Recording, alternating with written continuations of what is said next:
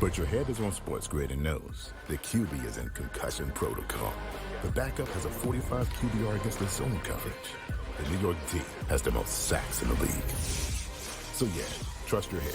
It's smarter to be on SportsGrid.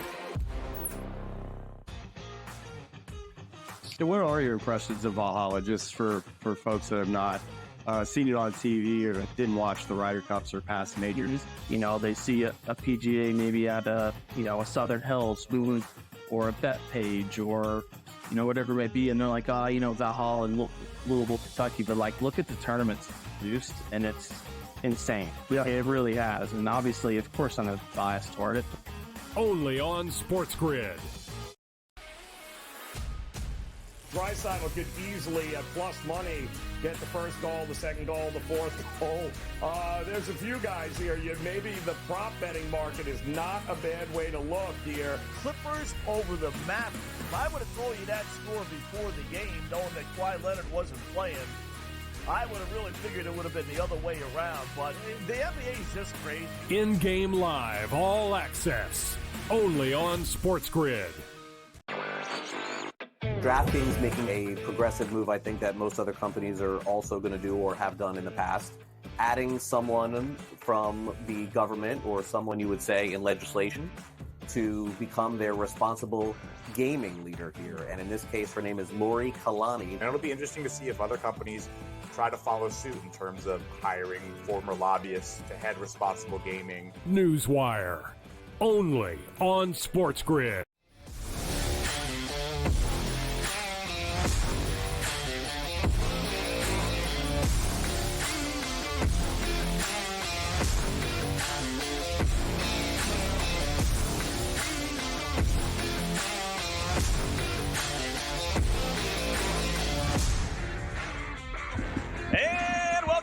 InGame Live Prime Time, hour number one of our 2-hour extravaganza. Scott Wetzel, Joe Madden sitting in for Dave Sherapan as we take you right up until 10 p.m. Eastern Time, watching and betting in the world of sports. Ah, yes, we got everything tonight. And when I mean everything, we got everything. We got baseball, we got NBA postseason, we got hockey postseason, we got WNBA, and we even have the NFL, believe it or not, as, yes, the NFL schedule will finally be released, and then we'll pass it along as much as we possibly can because it is getting set to be released in the next couple of moments. So Joe and I will keep you posted. Also, keeping you posted, how about a little same-game parlay as we have our first hockey game, the only hockey game of the night, starting here in a little while. So before we do anything else, Joe, why don't we do a little SGP action, same-game parlay time.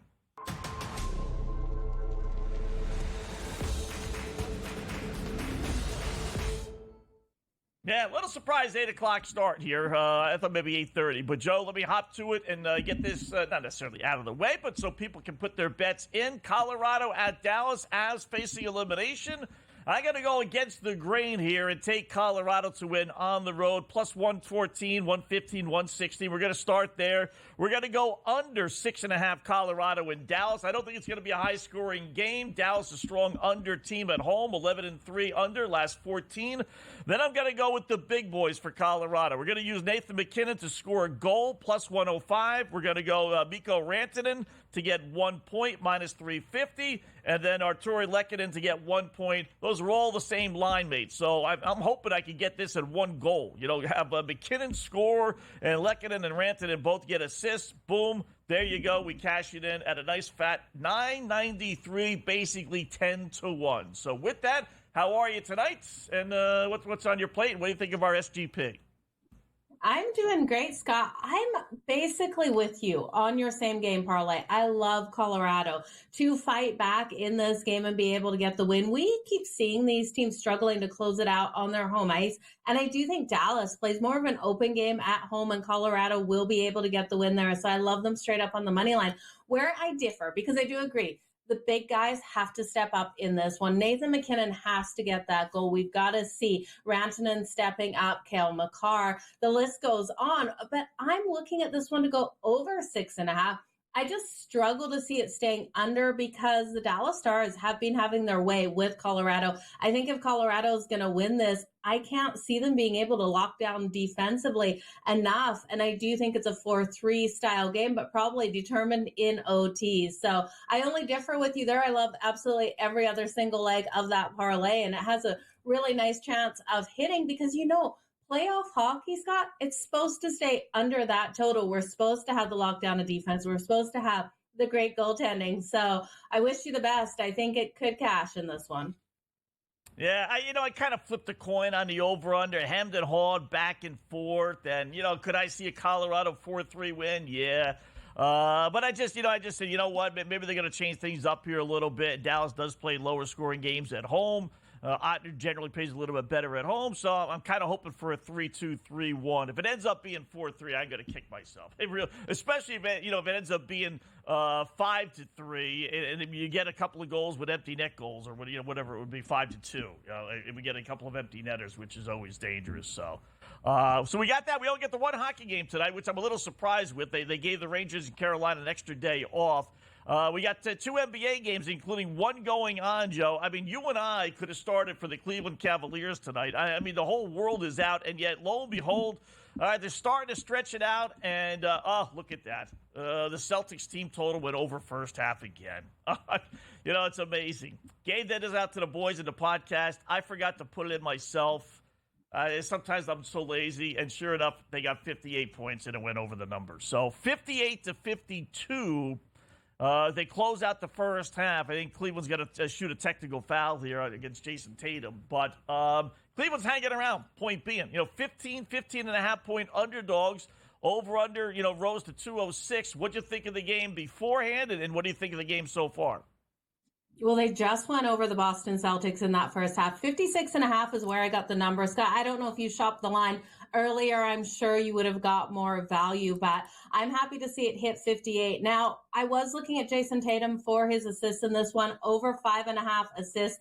Currently, Jason Tatum has, I actually am not getting a number, so he might not have any assists up there on the board. Just not showing on FanDuel. I'll have to check those numbers. I also took Derek White. Now, Derek White's come out. He's had a strong game. Instead of just taking him over 13.5 points, which I do believe he has right now, I fired up his alt threes in this one, taking him 4+ threes. That was coming in at plus 220. Now, he has 3 threes on the board right now. You can still take him over 4.5 threes at plus 130, but you've lost all the value here. His original number was only 2.5, but you had to lay juice. So I was looking for the Boston Celtics to be able to get the win today, Scott, but I didn't want to lay all the points I had to lay with them.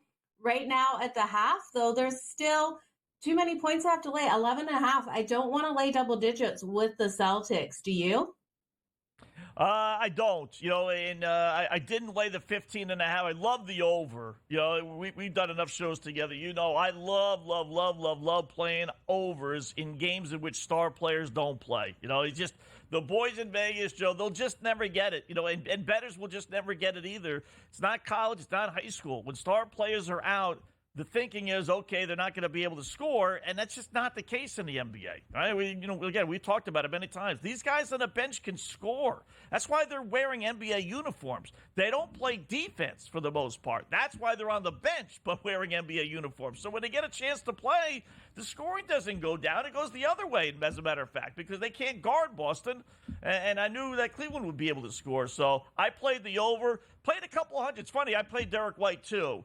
Now, I can't take a whole lot of credit because I had Derek White in games 3 and 4, or what is this, game 6? Yeah, this is game 5, right? So I had him in, the last 2 games and it didn't go over. So I can't, praise myself that much. This was more just me being stubborn.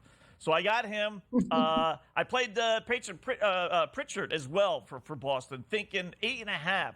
I thought this would end up being a blowout, and he would get a ton of playing time. And he's got 6 points already, so I'm looking pretty good as far as the props go. But I did love the over. And, Cleveland's hanging around, though, right? Only down. If you would have told the Cavaliers they'd be down 6 at halftime, I think they'd say they'd sign up for that. Yeah, absolutely they would. They're doing a fantastic job out there so far. Do you think there's a point, though, where the Boston Celtics pull away? Should we be looking at maybe the Cleveland Cavaliers in that third quarter to come out nice and strong? Or what are you thinking here, Scott, for live betting? Yeah, you're not getting much of a discount. 15.5-point pregame favorite, 11.5 now. They're only up 6. I mean, I guess that kind of makes sense, almost halfway to the original point total. But, 11.5, I'm thinking, Joe, Boston's going to pull away. That's what I'm guessing. Like somewhere, it almost is to their benefit. As a Celtic fan, I've seen this play out. I'd almost rather have them up 6, go into halftime, be read the riot act, know they got a game. You can't lollygaggle the second half and think, okay, the game is over. Come out really playing well and then pull away second half versus leading by 20 at halftime, thinking the game is over, and all of a sudden Cleveland, kind of sneaks their way back into it. So I actually like the spot the Celtics are in, and I would lay the 11.5. What do you think of the third quarter spread? 4.5 at -113 for the Boston Celtics. Come out strong in the third? Yeah. I think it's interesting. That's what I'm thinking. It put the game away. Like I said, be read the riot act, or, as much as a head coach in the NBA reads his players the riot act, right? But, be told, hey, listen, you know what? Let's finish this thing. Let's not let what happened in game 2 happen all over again, right? Remember when they lost game 2 at home? Yeah. So I think they do come out. 4.5 is not a bad little number. You'd have to be up 11 after 3. That could happen. Because I got a feeling Cleveland's going back into the locker room thinking they're all giddy and they're all happy and everything else. But I think the Celtics come out flying. So, yeah, I would lay the 4.5 for third quarter action. Definitely. All right, in-game live, prime time just underway here on the Grid.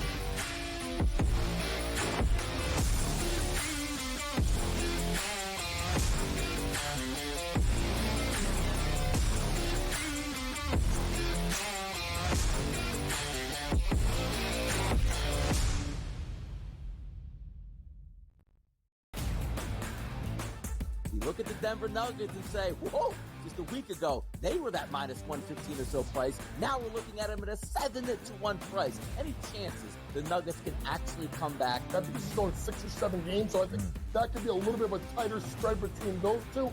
But when you got those two guys, those two monsters, and Towns and Edwards, it's just really hard. The early line, only on SportsGrid.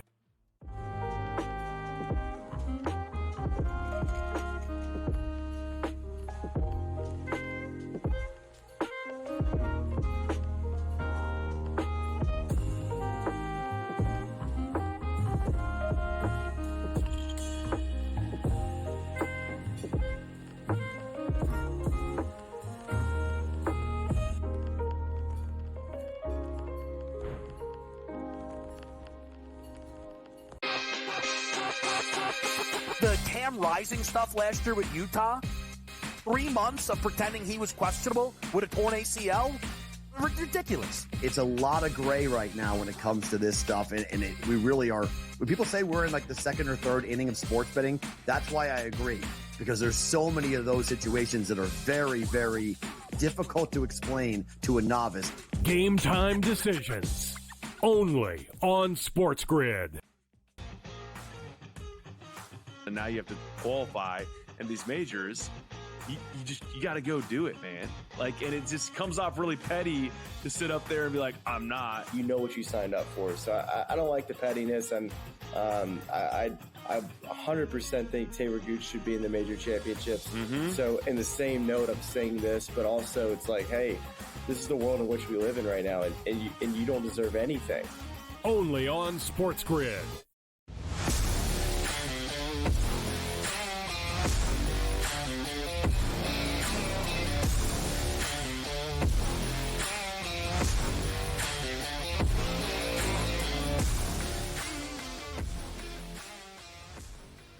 All right, welcome back. In-game live, prime time here on the Grid. Scott Wetzel, Joe Madden in for Dave Sherapan, watching all the action. We got hockey underway. We got baskets underway. We got the football schedule being released. And once it is all out, we'll go over, the Monday night schedule, Sunday night schedule, Joe. I'm curious to see what my Dolphins are going to be doing. I'm really curious to see who Kansas City plays in week number 3.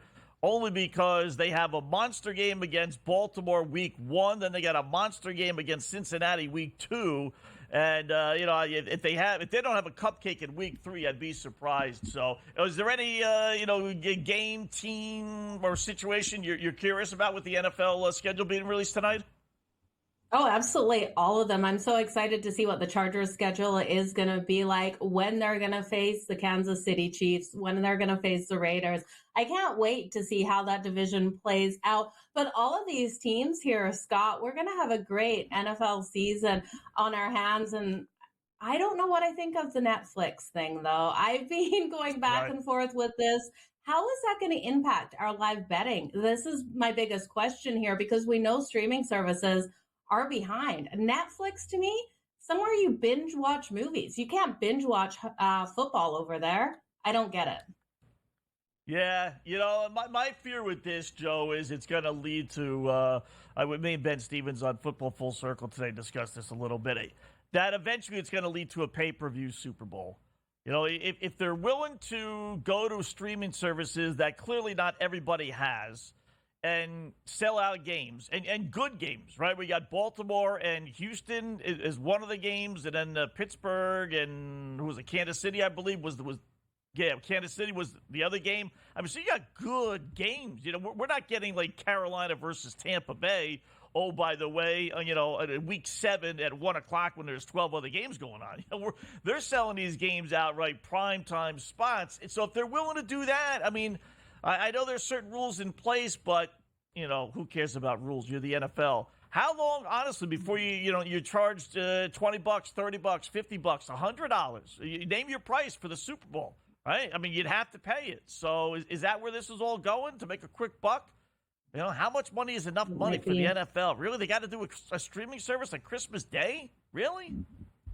Yeah, I don't think it's fair, Scott. I really don't. What's better on Christmas Day than families being able to just sit around and watch football? And for a lot of families, that's going to be out of the budget, signing up for another streaming service. So it's too bad, because they're really taking the true fans out of the game of football. And I wonder how many people who have already, had an issue with the NFL go, okay, we're going to be college fans now. We're not going to just support the NFL, because I think that's the frustration's coming for people, Scott. Yeah. I mean, it's like, how many can you have?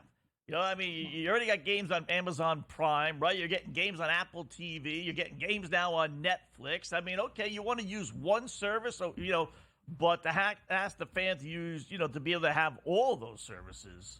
I don't get it. But listen, supposedly they paid $150 million a game. So is that $300 million for 2 games? For 2 lousy games, Joe. $300 million. I mean, don't be me. I thought the subscription was like $10, but the guys, in the break said, no, it's like up to $30, $35 now for Netflix. Well, it shows you what I know. But I guess they're going to make that back, if they're willing to pay it, right? Well, exactly. And then how many months do you have to sign up? Can you just do a month of Netflix to get those 2 games? Right. Like, where does it stop, Scott? And then are they going to have playoffs on Netflix as well? Because I could see that happening. So big question marks around them doing it. I'm not for it. I think the true fans are the ones who are going to miss out on these games. Yeah, they had it last year. I think the Kansas City Dolphin game was on Amazon Prime. So, yeah, you're going to get that. It is crazy. So, anyway, we'll keep an eye on that. Once we get it all out, we'll pass along some of the dates and some of the games. So, Colorado, Dallas. Let's start the little hockey since we got halftime of the NBA, Joe. Nothing. Well, I'm assuming it's nothing. Yeah, no score, about 4.5 minutes in. Desperation time, obviously, for the Avs. Down 3-1. Little surprised they're down 3-1, especially after they won Game 1, right? I mean, who thought that this would occur after they won Game 1? I do like Colorado tonight, as I gave it a same-game parlay. If for no other reason, it's just they haven't lost 4 games in a row all year. You see the games there, a ton of goals being scored. I get that, but I got a feeling they're going to play a little closer to the vest, keep this a lower-scoring game, and just they're Colorado. Are they going to really lose 4 in a row to Dallas?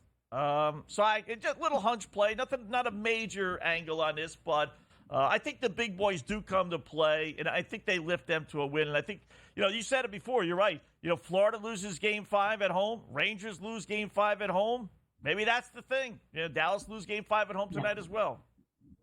Yeah, we're seeing those struggles on home ice. That home ice advantage really hasn't been there for a lot of these teams. And I do think, like you said, it's so hard for these teams to beat a team over and over again. I think the key here for Colorado is I want to see them score first. They've been trailing in these games, having to fight their way back, and that takes so much energy. If they could get a lead in this one, build that confidence, and then try to protect that lead, I think they have every opportunity of winning. So I did take Colorado here. We need their special teams to, though, come alive in this one. That's been the difference, because that 5-on-5 play, Scott, I really do think Colorado's been playing better 5-on-5. But in these last couple of games, the last three, they haven't been able to convert. On the power play, their kill isn't locking down the Dallas Stars. So they need to come out. They need to kill any power plays that the Dallas Stars get. And they need to convert on that power play. Cale Makar and Nathan McKinnon have to get open out there on the ice as they rush down right now. I almost thought we had a goal there, Scott. There was a big shot on Jake Ottinger, but it went wide of the net. Didn't take them long, Joe, to drop the over-under to 5.5. I mean, we're 5 minutes in, not even 6 minutes in, and it was the under was a little juiced on to 6.5, but it's down to 5.5 with straight money, minus 110, 115. So boys in Vegas aren't expecting that many goals tonight, clearly. Yeah, they're not. I could see it, though. Empty netters coming at the very end. We'll see what happens in this one. I caution anyone taking Wyatt Johnson, though. The most bet prop on FanDuel today was Wyatt Johnson for the anytime goal. I love the kid. He's been phenomenal for the Dallas Stars. But, yeah, most bet. Wow. How about that? Boy, he could be, the face of the NHL. If Dallas goes on to win the Cup, move over Austin Matthews and Connor McDavid. More after this.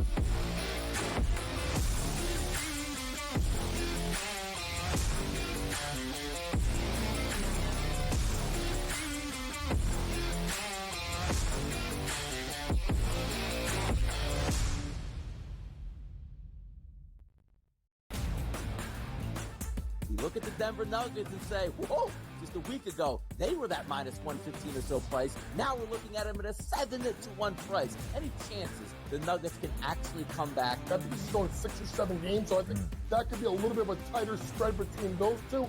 But when you got those two guys, those two monsters, and Towns and Edwards, it's just really hard. The early line, only on SportsGrid.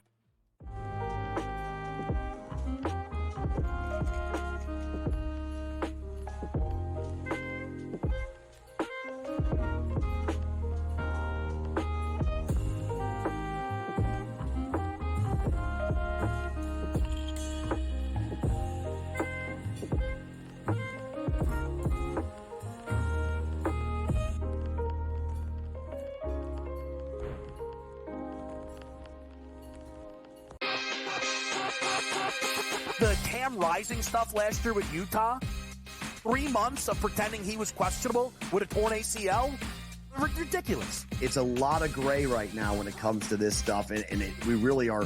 When people say we're in like the second or third inning of sports betting, that's why I agree, because there's so many of those situations that are very, very difficult to explain to a novice. Game time decisions, only on SportsGrid. And now you have to qualify, and these majors, you got to go do it, man. And it just comes off really petty to sit up there and be like, I'm not. You know what you signed up for. So I don't like the pettiness, and I 100% think Taylor Gooch should be in the major championships. So in the same note, I'm saying this, but also it's like, hey, this is the world in which we live in right now, and you don't deserve anything. Only on SportsGrid.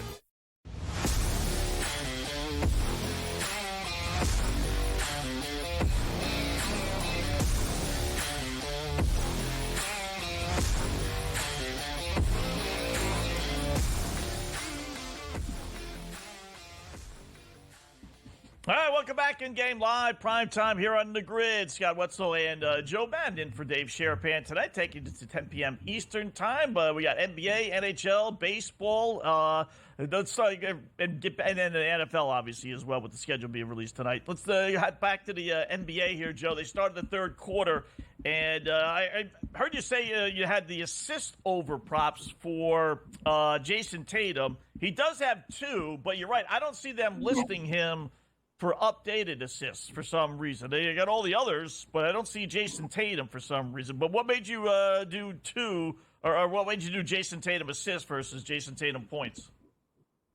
I was just expecting the Cavs defensively to be all over Jason Tatum today and not give him those opportunities. I looked at his points total, and Scott, it just scared me a little bit because Jason Tatum is either hot and he's being able to get those points on the board, or he's not. And we haven't been seeing him get those threes. So I was cautious with that. And we've seen him feed that ball a lot. So I liked him over the 5.5 assists. I am seeing it's popped up now on FanDuel. It's so far down on the list of all the players. So maybe that's why I missed it before. It's over 4.5 right now at -108 for Jason Tatum. So he does have 2 assists currently.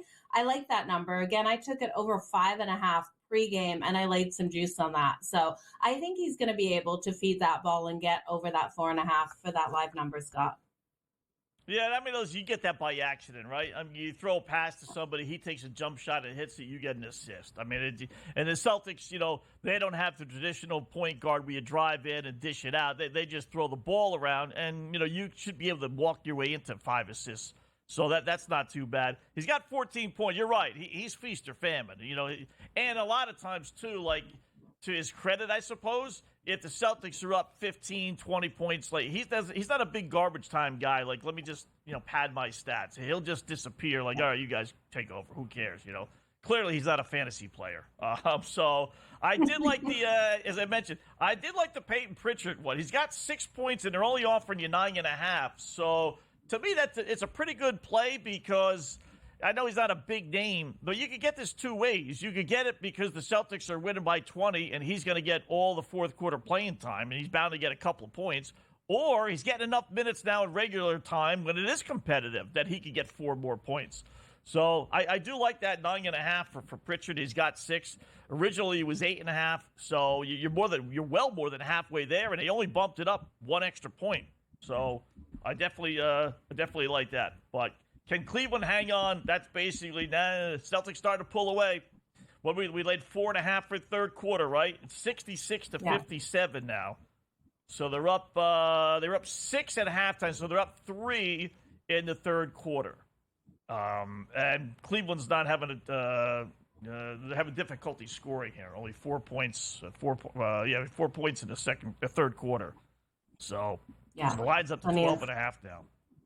Yeah, plenty of time to go to here for the Celtics in this third quarter. I'm really liking what I'm seeing, and I like that bet for you on Pickard to the over. I really do think he should be able to go over that number there. So 9.5, it's light juice too, Scott, to -120 to the over. So Jason Tatum got a couple more points on the board. He's up to 16 now. That live number, 29.5.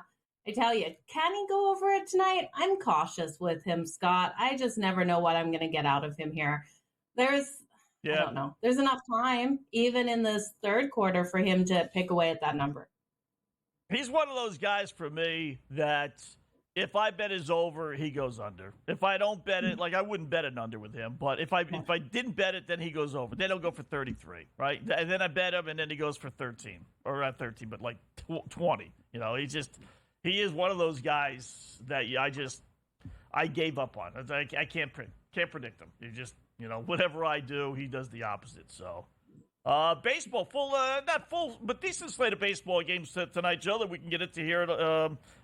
Phillies 5-2 over the Mets. You got the Red Sox 2-1 over Tampa Bay. Cubs, who I've had the last 2 nights, finally scored after being shut out back-to-back games, leading at Atlanta 4-0. Any games that you liked tonight? Oh, so many games that I was looking at here tonight. Looking at these live ones, I did think the Minnesota Twins would have some success versus the Yankees with Lopez getting the start here. I'm actually shocked to see that the Yankees are up 3-0 in this game. We're mid of the third, Scott. Can the Minnesota Twins come back in this one? I think they can. We're getting a great value on them. What do you think? Yeah. Aaron Judge with a big home run, about a 467 supposedly foot shot. I never believe those numbers. So, I'm going to stay away from the Twinkies. I played them yesterday. Steve Merrill, WagerTalk.com, joins us next here on the Grid.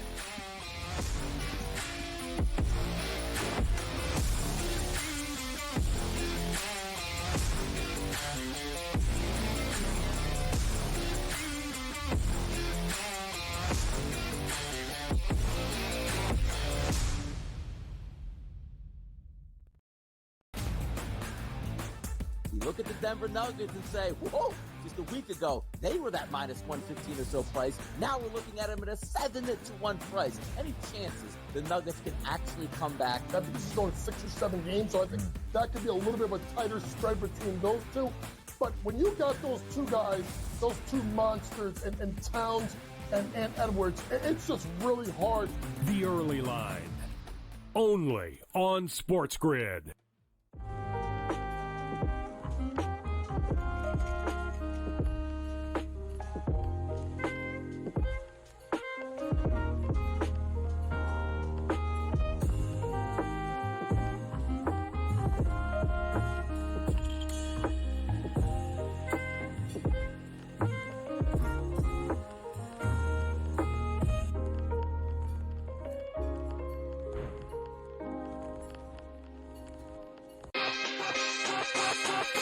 The Cam Rising stuff last year with Utah, 3 months of pretending he was questionable with a torn ACL, ridiculous. It's a lot of gray right now when it comes to this stuff, and we really are.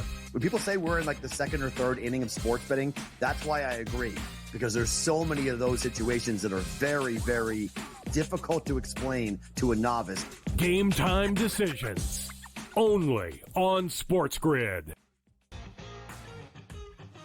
And now you have to qualify, and these majors, you got to go do it, man. Like, and it just comes off really petty to sit up there and be like, I'm not. You know what you signed up for, so I don't like the pettiness, and I 100% think Taylor Gooch should be in the major championships. So in the same note, I'm saying this, but also it's like, hey, this is the world in which we live in right now, and you don't deserve anything. Only on SportsGrid.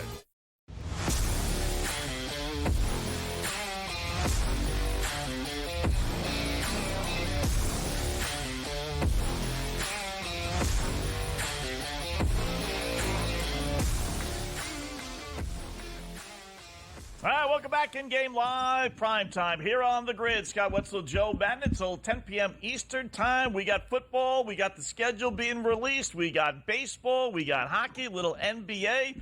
And I am seeing the Sunday night schedule here, Joe. We got a second here. Let's take a quick little peek at that, shall we? Week 1, Rams and Lions. Okay, pretty good game. You know, Matthew Stafford back with his old club. That's a hook. Week 2, Bears, Texans. Kansas City, Falcons. How about the Buffalo, Baltimore? Week 4. That's a pretty good one. San Fran, Buffalo in Week 13. Pretty good one, too. That's not too bad. Colts and Jets. Who cares? Green Bay, Seattle, Tampa Bay, and Dallas. Interesting. And my Dolphins the last week against the Cleveland Browns. So that's your Sunday night schedule. We'll continue to look at that stuff. So, but back to the board we go with our first guest of the evening, Steve Merrill. You see him all the time here on the grid. Hear him as well from WagerTalk.com. Steve, Scott, and Joe, how are you tonight, bud? Doing well, Scott and Joe, and the NFL season has begun, I guess, right, with the schedule being released. It's all football from here on out. Yeah. I don't know if you had time to look at it at all, but any first impressions? Anything jump out at you? No, I actually have not even looked at it. I'm doing Wager Talk today, tomorrow afternoon, and I know Teddy Covers is actually doing a whole segment on it, and he dives into those season wins more than anybody I know, so he'll be anxiously awaiting. I think he'll probably be starting some of his prep for that tomorrow. Yeah, it's going to be exciting. What do you think of those games on Christmas Day being on Netflix, Steve? Want to get your thoughts on that? I had not seen that, so they're going to be on Netflix, on not national TV. Yeah, I mean, that's, that's the road we're going. Everyone forgets the college football championship has been on, ESPN for like a decade now, but everybody gets ESPN. All the sports fans, I guess, get ESPN. But, the NCAA finals, the college basketball finals, at least the last two, maybe the last 3 have been on TBS and not CBS. So they've been going this way, and I think they try to warm you up with it with the Thursday night game on Amazon. But when you start to go to an actual pay subscription service like Amazon or Netflix, it kind of seems a little bit extreme for me. But then again, almost everybody has Netflix, right? So it probably doesn't matter. But I did not know that. That's interesting, and I think that's the wave of the future. The question becomes, what's the over-under when the Super Bowl is no longer on free TV? 10 years under 10? What do you all say? That's what we were talking about earlier, Steve. Yeah, I think that's the bottom line, right? Pay-per-view or get $1 gazillion from Netflix or Amazon and force feed everyone to have to really go get that type of streaming service. So it's kind of crazy. NBA tonight, Steve. Celtics, they struggled early on. Cleveland kind of held their own for about a half. But Boston seems to be pulling away 70-59.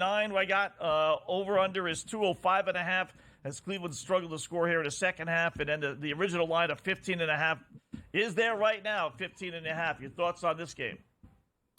Yeah, I talked a lot about this today on Wager Talk TV on different shows. And Joe Ranieri and I actually did a full 1-hour show on the two NBA games earlier. And we had both said that we thought the ideal situation would be getting Boston in the single-digit range. And you were able to briefly do it about 10 minutes ago. That in-game line was 9.5. That was about the lowest it was. It was also earlier initially about 7.5, 8.5 in the first 35 minutes or so. But I thought the best situation would be if this game was competitive early and Boston will pull away. I liked them pregame. If I had to play a pregame, I would have laid the 15.5, and nothing's changed my mind here. Up 11 mid-third quarter, and it's 15.5, as you said, Scott. So Boston's going to close this series out, and it's hard to imagine down double digits second half that Cleveland's all of a sudden going to rally and start playing hard. I think this one could get out of control pretty soon. Any thoughts on the live total of 204.5 right now, Steve? Or is there any players that you had circled for any player props in this one? Yeah, Joe, the total was right in line with the pregame total within a basket or so, and I didn't have a really strong opinion on the side of the total. I leaned towards Boston in the game. The total was tricky for a couple reasons. First of all, we didn't know about Mitchell, of course. He was questionable. Allen got upgraded to questionable earlier today after being out for the last 2 weeks. So there's a lot of uncertainty pregame, of course, who was going to be there. But also, once you're down by double digits, even though it's an elimination game, I don't necessarily see Cleveland fouling. I don't see them trying to extend things. Boston might slow it down, too. So I probably would lean under if I had to play the end game for that reason. But these blowout games, when they get to double digits, it's kind of tricky in the NBA. You never know if guys just start tossing the ball up. But being an elimination game, I would think things will probably slow down from here on out. Yeah, and Boston's had been prone to they're one of the few teams, Steve, that does not run up the score. Their subs, they come in and boy, they just completely shut it down. I've lost so many overs when all I needed was just a few points in the fourth quarter. Their subs would come in and that would put the end to that. So I agree with you there. Dallas getting 4.5 now at OKC. 212 is the second game. The over/under. Thoughts on OKC and Dallas? I think this is a tough call from the side perspective. I had a strong best bet on OKC back in game one. I just liked the situation. They were coming off the 4-game sweep of New Orleans. Dallas was taxed more, I thought, against the Clippers. So easy 22-point win. But you can really make a case that Dallas has been the better team since in the last 3 games. They, of course, won games 2 and 3. And they had a 14-point lead 2 nights ago in game 4 at home, ended up blowing that lead. And it really came down to free throw shooting. They each within 1 free throw attempt, but OKC had 11 more points from the free throw line, and that was the difference in the game. Now, it's not a complete surprise because Oklahoma City is one of the best free throw shooting teams, and Dallas is below average. But still, the 11-point difference was pretty extreme. With that said, though, I think OKC has 2 big advantages other than home court tonight. They are the better free throw shooting team, and if it's a tight game, again, that's going to be an edge. And they are the better defensive team. Both teams are top 10 offense, pace, possessions, but a pretty big difference defensive efficiency rating this year. I look for Oklahoma City to win this game. I think they'll take a 3-2 lead, but I wasn't in a hurry to lay the 4.5 or 5. Once again, an in-game situation might be better. If we can get this down around pick 'em, maybe just a basket or less, then I would step in with the Thunder maybe in-game. Yeah, I hear you on the pick'em situation there for the OKC Thunder. What are you thinking for some players? Are there any player props you have circled to put the points on the board tonight, get the assists? Yeah, Joe, it's interesting. I keep waiting for Kyrie Irving to have a big game, and he has had 20 in a couple of them. He said he only had 9 points in game 4. The problem is, even when he had the 20 points, he still stayed under his point total, because he's priced to perfection. And you would think with Doncic battling different injuries, he would pick it up, but he hasn't. P.J. Washington, over 20 points in 3 straight games, and a lot of people are looking to fade him now, but I'd be very careful because he's getting a lot of shot attempts. If they do clamp down on Washington, though, I think a guy that could step up, a little bit of an under-the-radar guy for Dallas, is Jones Jr. He had 12 shot attempts, 17 points in game 4, went over his total. He's priced at 8.5. He got 17 in the last game. Only had 3 in game 3, but he was 1 for 10 shooting. He had 10 shot attempts. So I like Derrick Jones Jr. over 8.5 for several reasons. I think he's underrated. And if they start to slow down Washington, Doncic, Irving, he's going to be the guy that picks up the slack. What do you make Steven Luka? I saw his number at 31.5 today, and now it's down to 28.5. That's a big drop. What do you make of that? He's not healthy. He's had the knee injury, and his three-point shooting is shown. He's shooting around 25% from beyond the arc in the playoffs. That's on about 100 attempts now. He's only shot well in one game, and that was game 2. He's the only guy I've ever seen that's listed on the injury report with 2 different ankle injuries. He's got a right ankle sprain and a left ankle soreness was on the injury report today. I mean, he's a walking wounded warrior. And didn't he just turn 25 a couple months ago? I mean, he looks like he's 40 out there. With that said, he still had a triple-double in the last game. I'm never in a hurry to fade these superstars. That's why I'd rather step in and find kind of an under-the-radar guy like Jones to have the over prop. You mentioned PJ Washington. What do you think on his threes to the over tonight? It's 2.5 at -136 to the over. Can we see him get those threes on the board? It's something I did play tonight. Yeah, he had 11 three-point shot attempts in game 4, and I believe he had 12 three-point shot attempts in game 3. So, Joe, he's getting plenty of attempts, and that's another reason I'm in no hurry to fade him. Even though he's been going well over his point total, he's getting a lot of minutes and a lot of shot attempts, so I don't disagree. Steve, great job, man. Check him out, the great Steve Merrills. WagerTalk.com. Check it out, WagerTalk.com. Steve, good job. Appreciate a couple minutes with you, and hopefully we'll cash some tickets. We'll do it again soon. Sounds good. Great seeing you all. Thanks. There you go, Steve Merrill, WagerTalk.com. More coming up.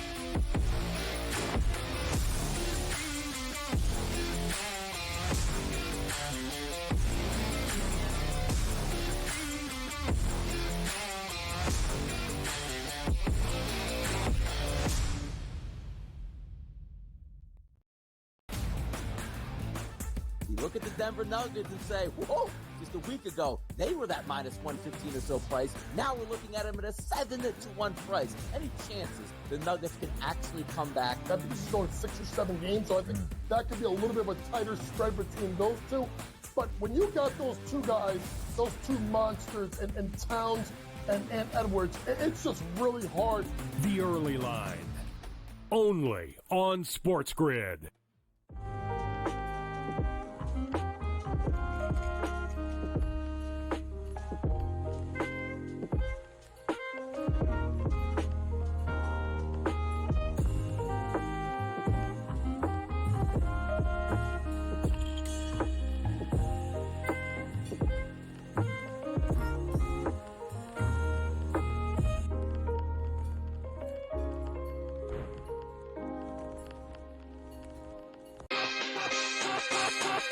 The Cam Rising stuff last year with Utah, 3 months of pretending he was questionable with a torn ACL, ridiculous. It's a lot of gray right now when it comes to this stuff, and we really are. When people say we're in the second or third inning of sports betting, that's why I agree, because there's so many of those situations that are very, very difficult to explain to a novice. Game time decisions, only on SportsGrid. And now you have to qualify, and these majors, you got to go do it, man.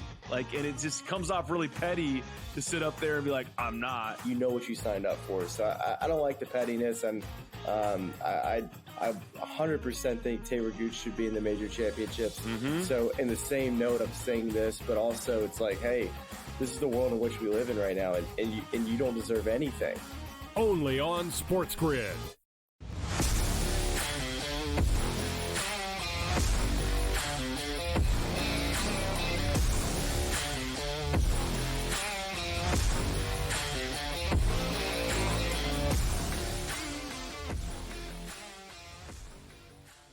All right, welcome back. InGame Live, prime time here on the grid. Scott Wetzel and Joe Madden. Don't write off the cadavers just yet. Nice little run by Cleveland, making it now 77-69. And in fact, it was just 6 points a moment ago, but the Celtics hit a bucket. So this thing, I'm surprised, Joe. I tell you, the over-under is only 208.5. You still have 3 minutes basically left to go in the third quarter. Have 148 points now, 77-71. They're on pace to get around, a 50-point fourth quarter in order for you to go over. And as long as Cleveland is competitive, The Celtics will be competitive. They won't put the scrubs in, and they will actually play good basketball. So that's why I'm all excited about Cleveland keeping it close, because I got more on the over than I do the Celtics. I still like the over. I still think we're going to get, a halfway. We're not going to get a 120-105 blowout like I thought we would and like we should with this Celtic team. But I still like the over. That's creeping up to 211.5. But I saw it as low as like 203.5, 204.5 about 5 minutes ago. Yeah, absolutely. This number just keeps going up. And I do think 211.5, Scott, you're fine with that. You're going to lay light juice at minus 106 currently over on FanDuel. And I do think we can hit 212 in this. Like you said, as long as the Cavs stay competitive in this game, Boston's going to have to stay competitive here as well. They don't want to extend this series. They want to finish it off tonight. So they can't take their foot off the gas if Cleveland keeps coming this way. So I do think over 211.5, the juice has gone up at minus 114, but I do think it's worth it still, Scott.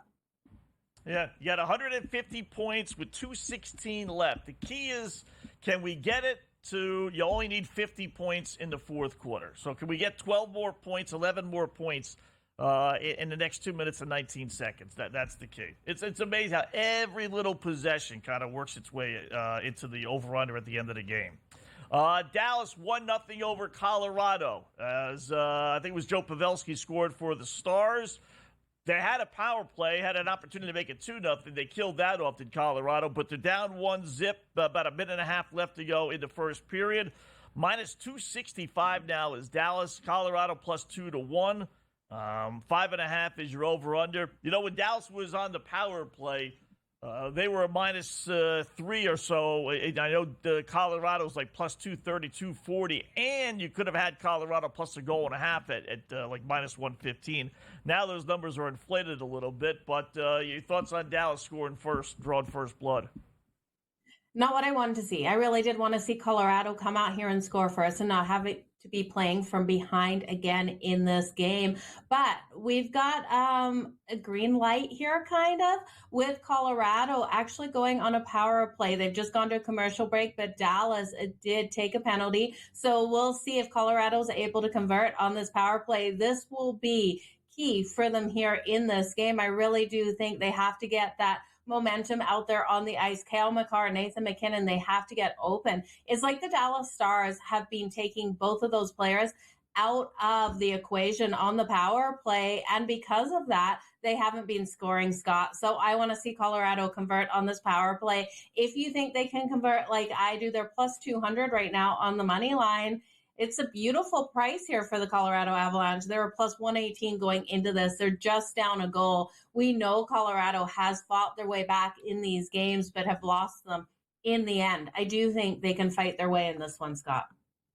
Yeah. We don't talk about Colorado that much, Joe, because they did win their Stanley Cup championship a couple seasons ago. But really, outside of that year, they've been a disappointment. With all the star-studded names they have on that roster, and only gone to the one Stanley Cup championship on their resume.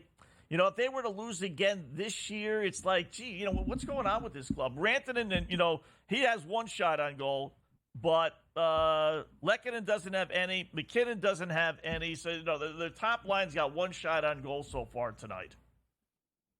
That's not what they need, and that's the problem here. Colorado's top line has to come to play, Scott, and the Dallas Stars, I tip my hat to them. Their defense being able to shut down this high-octane offense is something I didn't think we would see. You saw Colorado in the first round in that series versus the Winnipeg Jets, and they made the Jets defense and the goaltender Connor Hellebuck looked like they were playing AAA hockey out there. So for the Dallas Stars to be able to do this, I tell you, if the Dallas Stars get past Colorado, which is looking like they will in this series, this team can make it all the way to the Stanley Cup, Scott.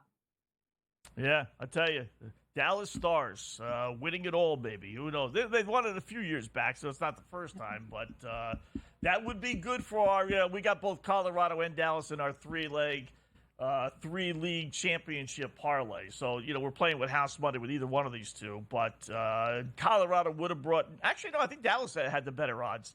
Or the higher odds, better for us. So we actually should be rooting for Dallas. So 1-0. Scoring continues here in Beantown. We were looking for that 50. Ooh, nice. Did that count? I think so. Maybe not. No? Fudge. All right, still 85-79. Boston leads by 6 after 3. So laying the 4.5 didn't work out. It was 6-point deficit at halftime for Cleveland. 6-point deficit after 3 quarters. So Cleveland plus the 4.5 ended up covering that number in the third. I'm surprised. I tell you, I am and I'm not, but I thought eventually Boston would pull away. Maybe they will. They're still 9.5-point favorites. They're up 6, but over-under is 213.5. Joe, this goofy Cavaliers team with a bunch of nobodies playing, hanging tough in Beantown, and they're hanging tough in a high-scoring game, which is surprising to me. Yeah, that is absolutely surprising to me because I would have thought, guess what, Scott? Colorado has scored. We've got a goal. We've got a tie game. 1-1 apiece. Not sure who scored, but I'll let you know as soon as I see it. I think it was Lankican out there on the ice. It's fantastic. It's what we need. All right, lines are locked.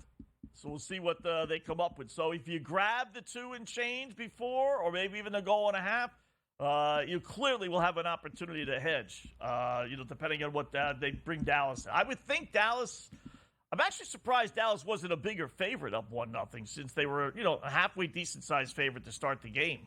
But minus 138. Now you can definitely hedge if you want to. We'll talk about it when we come back. In-game live, prime time, here on the Grid.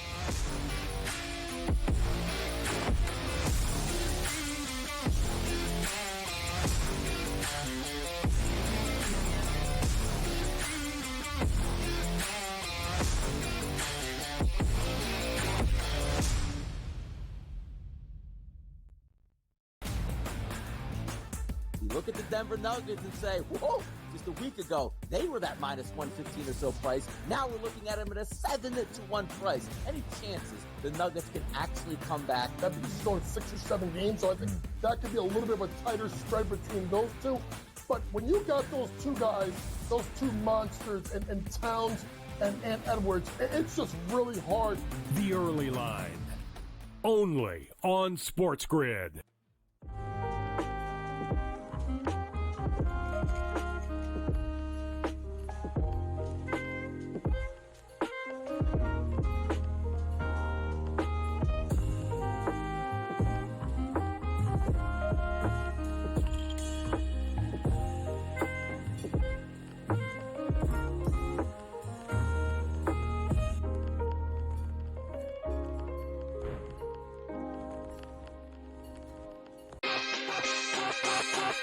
The Cam Rising stuff last year with Utah, 3 months of pretending he was questionable with a torn ACL, ridiculous. It's a lot of gray right now when it comes to this stuff, and we really are. When people say we're in like the second or third inning of sports betting, that's why I agree, because there's so many of those situations that are very, very difficult to explain to a novice. Game time decisions, only on SportsGrid. And now you have to qualify, and these majors, you got to go do it, man. And it just comes off really petty to sit up there and be like, I'm not. You know what you signed up for, so I don't like the pettiness, and I 100% think Taylor Gooch should be in the major championships. So in the same note, I'm saying this, but also it's like, hey, this is the world in which we live in right now, and you don't deserve anything. Only on SportsGrid.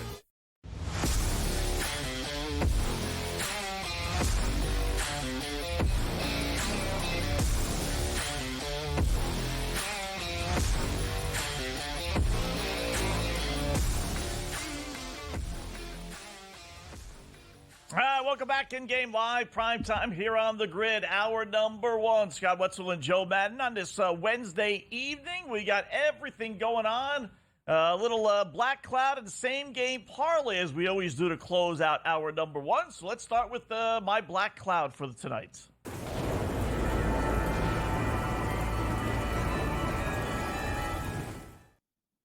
Yeah, this is the play where it just can't lose, even though it did find a way to lose last night with the goofy San Diego Padres, who lost again to Colorado, who somehow or another have won 7 straight. The worst team in baseball. So let's go to the worst team in the American League for our Black Cloud. We're going to use the St. Louis Cardinals game at the LA Angels. We're going to go with the Cardinals minus 122, small little number. Cardinals playing better late. They're not great, but they're going for their 4th straight win. Angels, meanwhile, have lost 3 in a row. They're 5-14, their last 19. You say, well, they're at home, Scott. Who cares? They're 5-16 at home. 4-10 since Mike Trout decided to hang him up and say, screw you guys, I don't care about you. All I care about is collecting a paycheck. So they're not winning. No Trout, no Rendon in the lineup, no hope. Give me St. Louis laying a small number. Lance Lynn on the hill. He's not great, but he can be halfway decent. So, Joe, love the Cardinals tonight, minus 122 as my Black Cloud. I know you may use that same game, perhaps, for your SGP, little same-game parlay for Joe.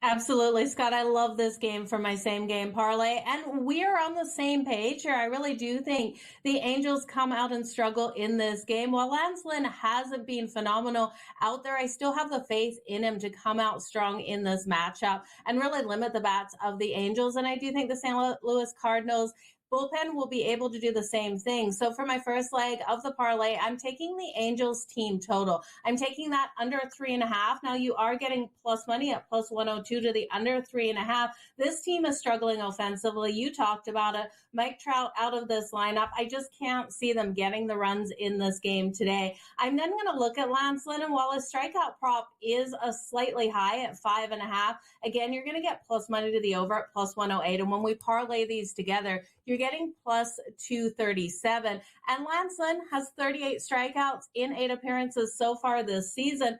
When we look at some of the teams he's been able to go over 5.5 strikeouts, Scott, really impressive. He was able to get 7 strikeouts on the Arizona Diamondbacks, 6 on the Phillies, and the Miami Marlins. He was able to record 7. The one that really strikes me is he had 5 versus the LA Dodgers. We know how strong the bats are of the Dodgers, and that was his first game out. So while in his last couple, he hasn't been able to go over 5.5, this is an LA Angels team that strikes out a heck of a lot. I'm expecting them to come in today. So give me the over 5.5 strikeouts. The 2 legs, again, coming in, Scott, with the Angels under 3.5 runs and Lance Lynn over 5.5 strikeouts, coming in at plus 237. All right, not bad. We're kind of on the same page as far as that's concerned. Pro Cardinals, anti Angels. So I do like that. That Angel team, Joe, I've said it before. You know, they're just a go against team. They may end up having the worst record in the American League. You know, we thought maybe it would be Oakland. And they realistically might have the worst record at all. If Trout doesn't come back and he decides that that's it, he's done for the rest of the season. And with no Rendon in there, that's just a bad team. I mean, just a horrible team. So they are a play again. Anytime I can go against them and basically pick them odds, I don't care if they're at home or not. I'm going against it. And, you know, like yourself, you know, start utilizing some of these props to not only go against them team-wise, but also, you know, prop-wise as well. Yeah. Any thoughts, you know, second game, Dodgers and Giants? I do like the Dodgers tonight. How can't you, right? Even though it is Logan Webb on the hill for San Fran. But they've beaten. He's only 4-6 against the Dodgers. Dodgers have really turned it on, so I'm not going to go against them anymore. Yeah, and I hear you. I'm taking the Dodgers team total over 4.5 runs in this one. You're getting plus money at plus 108. I've also got the Yurfie in this. I love playing a Yurfie, and the Dodgers are one of those teams that can get the runs on the board right away. That's coming in at minus 108. And I hear you on Logan Webb. I don't like playing against him, but the Dodgers have hit him in some of these games hard. So give me the Dodgers and the Yurfie, Scott. Yeah, like I said, he has not had good numbers against the Dodgers, and the Dodgers are on fire. So, and oh, by the way, Dodgers 9-1 their last 10 games against San Francisco, including 5-0 this year. So they have San Fran's number for sure. All right, in-game live, prime time, hour number 2 coming up next here on the Grid.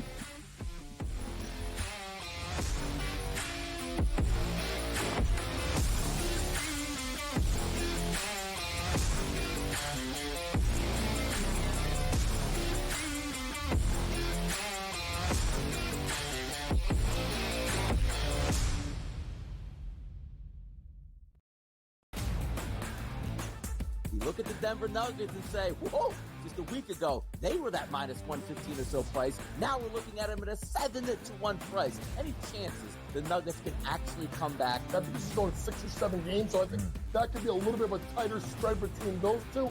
But when you got those two guys, those two monsters in Towns and Edwards, it's just really hard. The early line, only on SportsGrid.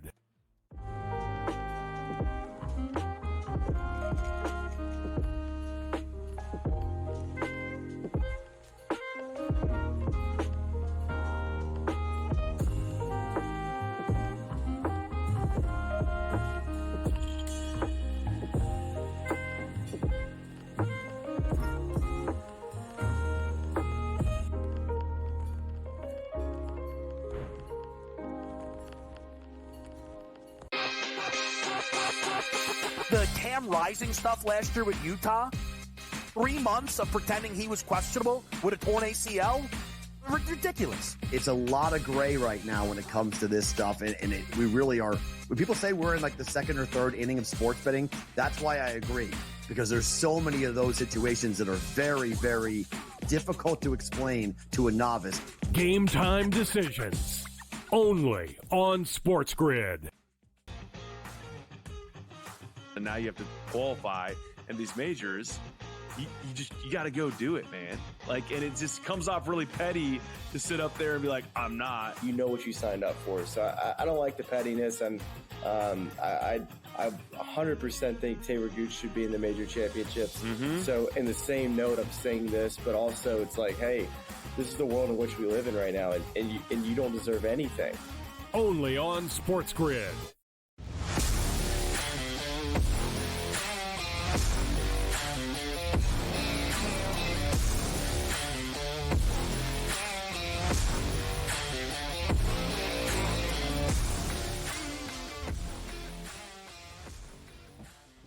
All right, welcome back. InGame Live, prime time here on the grid. Scott Wetzel and Joe Madden sitting in for Dave Sherapan for another full hour. I got Cam Stewart, bottom of the hour. We'll do some golf stuff. PGA Championship starts. Joe Madden, what did I say? Joe Ranieri?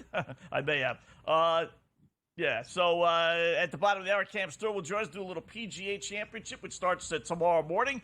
Take a peek at the NFL schedule and see. Someone tweeted out, I haven't had a chance to look at it, Joe, too closely since we're doing the show here, but apparently no Philadelphia Eagles or Dallas Cowboys on the Sunday night schedule. So I'm curious to see what the Thursday night schedule is, the Sunday night schedule. You figure they have great games. We ran over a couple of them, but I didn't notice that no Dallas or no Philadelphia. I thought I saw Philadelphia, though, but maybe they meant no Dallas versus Philadelphia on Sunday night.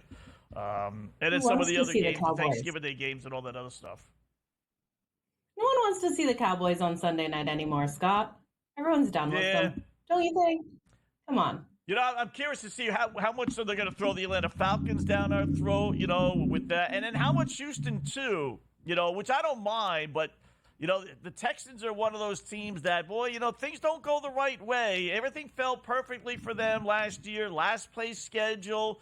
You know, they get to the postseason, only 9-7. It's not like they were great, or 10-7, 9-7. You know, so you know, are we going to get them every other week in a primetime spot like they're a great team? They got a lot to prove this year. So, got the defense. We'll delve into. Yeah, they improved that. Their offense is good. C.J. Stroud's going to be good. But he had such a great year last year that it's going to be real difficult for that team to duplicate the success. And they got a first-place schedule. They got a lot of tough teams on their schedule. Unlike last year, the difference between a last-place schedule and a first-place schedule really can be huge when you start breaking down the games. You're like, wow, you know, where we're going to get our wins from. So, but that's the beauty of the NFL. And that's why teams go from last place to first place when they really do improve. Having an easier schedule does help things out. So we'll take a peek at that. After one, NHL, we'll start there, Joe. 1-1, Dallas and Colorado. Stars scored first. Avs were able to tie it late in the first period. So, you know, I don't think Colorado's one of those teams that if you asked, you know, you'd be happy 1-1. But I think they'd be content 1-1. Okay, you know, we're right there in the game. Not that I expected them to get blown out, but Colorado getting some fat numbers before the game. It's plus Was it 130 now for the 114? Over under is 6.5. Your thoughts after one period, Colorado and Dallas? Well, we finally saw Colorado do what we needed them to do, which was convert on that power play. Now 1-for-1 on that power play, and the Dallas Stars weren't able to convert on theirs. So special teams is stepping up for the Colorado Avalanche. That's exactly what we needed. When we look at the hits, we have seen Colorado be more aggressive as well. They have 11 hits on the Stars versus the Stars 4 hits coming out there. So shots on goal, pretty relatively the same. We've seen Colorado with 9, the Dallas Stars with 7. I do think now that the Avs scored in that first period, that their confidence level is going to be up, Scott. They were held to that 1 goal in the last game. If they would have gone into the locker room down 1-0, this team, I think, would have fallen flat for the rest of the game. But I think it's a positive here. With them tied in this one, I think they still have every opportunity. You lost the value. It was plus 200 before they scored that goal. But at plus 114, I still think if you don't have a bet in it, Scott, it's worth a shot. Now that totals back up to 6.5, and it is minus 113 to the over and the under. We differ on this total. What do you think after the first period? Has that changed your mind on where this game's going to go with that total? No, I still like the under. 1-1, close-knit game. Both teams have, 8-9 shots on goal. Nothing crazy, not few, not a whole lot. I'm hoping to sneak in a 4-2 Colorado win. 3-2 with maybe an empty net goal. That's where I think they're going to go. I think Colorado, not that they can't go up and down the ice with the best of them. They can. But, you face elimination. Two teams get little idgety. Teams that are looking to clinch and then teams that are facing elimination. Both go conservative, which is why I like betting unders sometimes in these games. So, especially if I think the underdog is going to win. If I think the favorite's going to win, then I like betting overs because that means a bunch of empty netters. But if I think the underdog is going to win, then I think it's going to be a lower scoring game. So, I'm okay with it.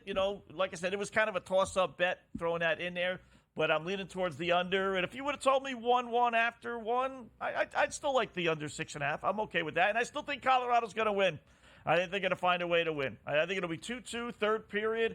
Colorado scores with about 7-8 minutes left. And then, like I said, survive an empty netter maybe and win 4-2 or 3-2. So Celtics starting to pull away. NBA, Cleveland's doing a great job. They really are doing a good job here for the over players because they're hanging around and hanging around. They're making their runs.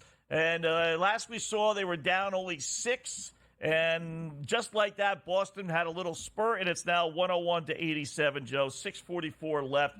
So Celtics back up 14. Line is back up to 14.5. The over-under is up to 215.5. So how are your props doing? Did Tatum get you any more assists?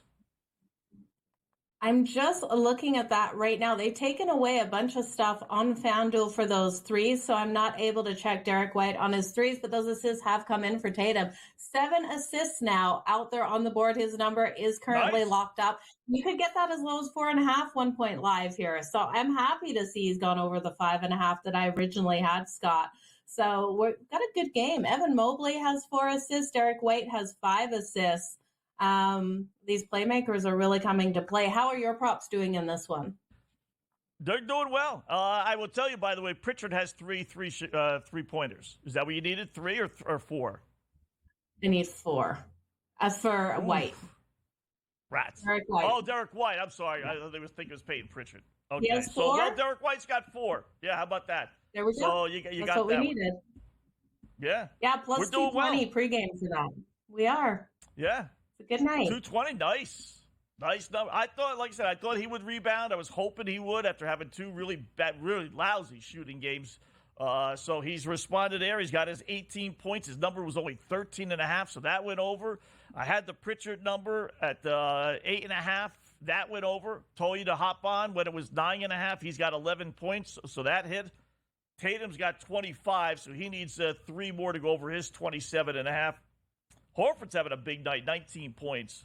And then Jaylen Brown's the one that's kind of suffering with all the others doing well. He only has 9 points, so that's going to be tough to get his number. I think it was 23.5, 24.5 in that area.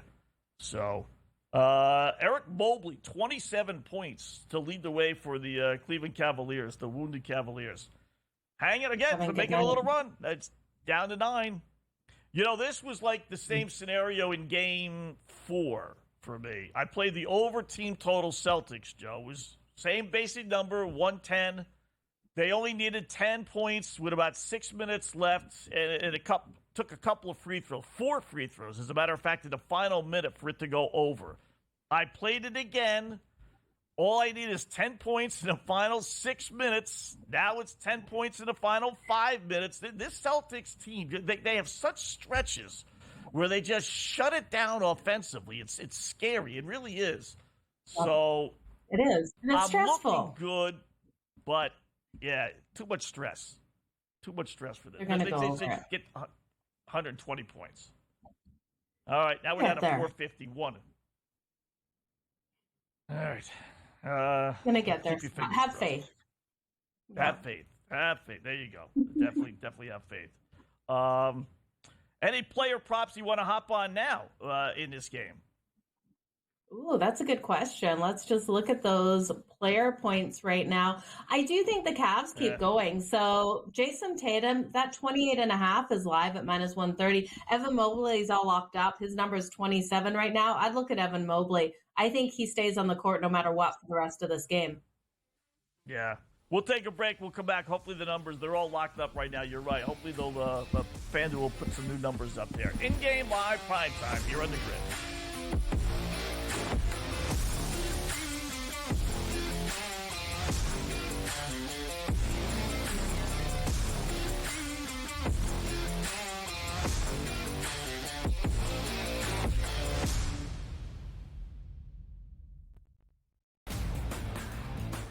You look at the Denver Nuggets and say, whoa, just a week ago, they were that -115 or so price. Now we're looking at them at a 7-1 price. Any chances the Nuggets can actually come back? I think this is going 6 or 7 games, so I think that could be a little bit of a tighter spread between those two.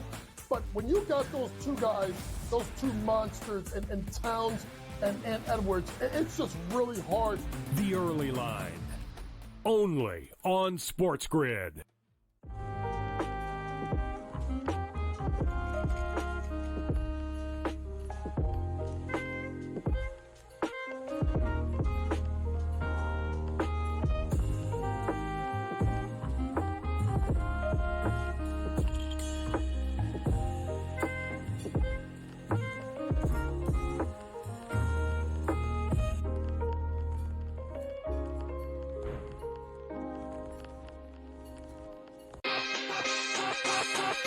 The Cam Rising stuff last year with Utah, 3 months of pretending he was questionable with a torn ACL, ridiculous. It's a lot of gray right now when it comes to this stuff, and we really are.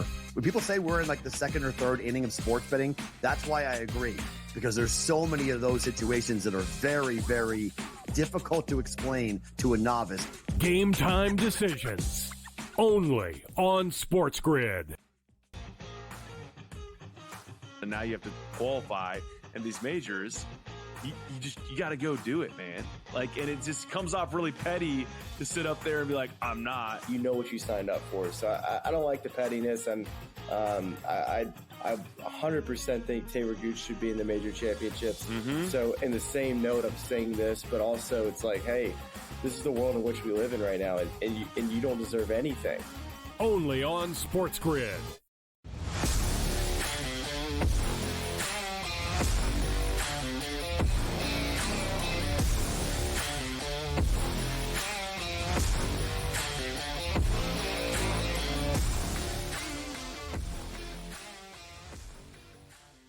All right, welcome back. In-game live, prime time here on the Grid. Scott Wetzel and Joe Madden for another 45 minutes. Cam Stewart coming on at the bottom of the hour. We'll do some PGA stuff with him, a little hockey as well. So got a little bit of a lull here in the action. We got 4.5 minutes left. Celtics up 9. We'll keep you posted on that. Second period has just gotten underway, tied at 1, Dallas and Colorado's, Joe. So to the baseball scene we go. I tell you, the team that's kind of not necessarily flying under the radar, that obviously is not the case, but the Philadelphia Phillies Looks like they're going to win again at home. Well, they are 11-1 their last 12 home games, beating up on the Metsies. It's 10-5 now as they play bottom of the 8th inning.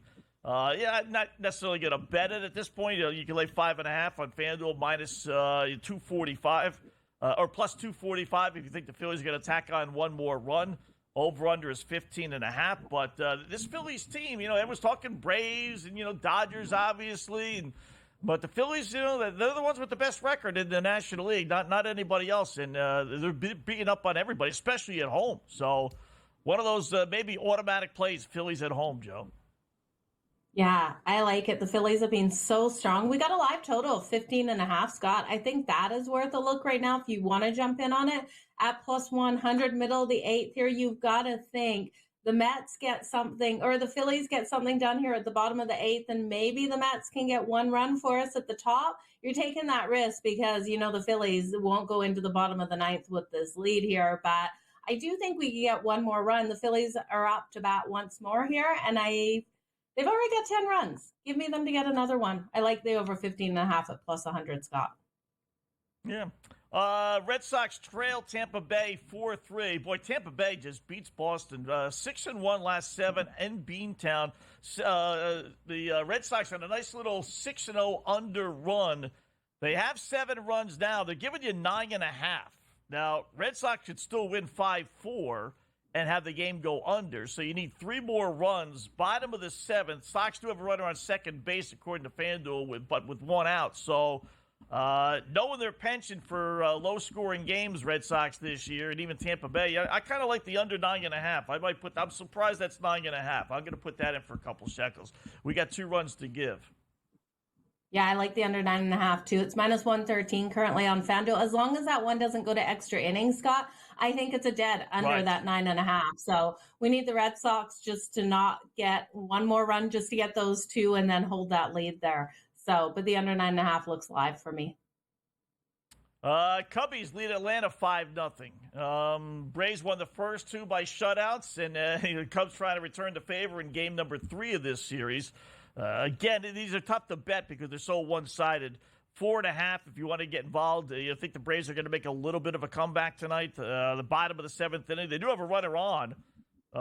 Again, you got to be a little bit leery with the FanDuel Diamond. It's not necessarily, in pace with the odds. But if it is, in fact, runner on second base, 1 out, now it's 2 outs. Okay, that's why. I was going to say, they're giving you 4.5 plus 106 for the Braves to punch in a run. If you want to have a little flyer on that.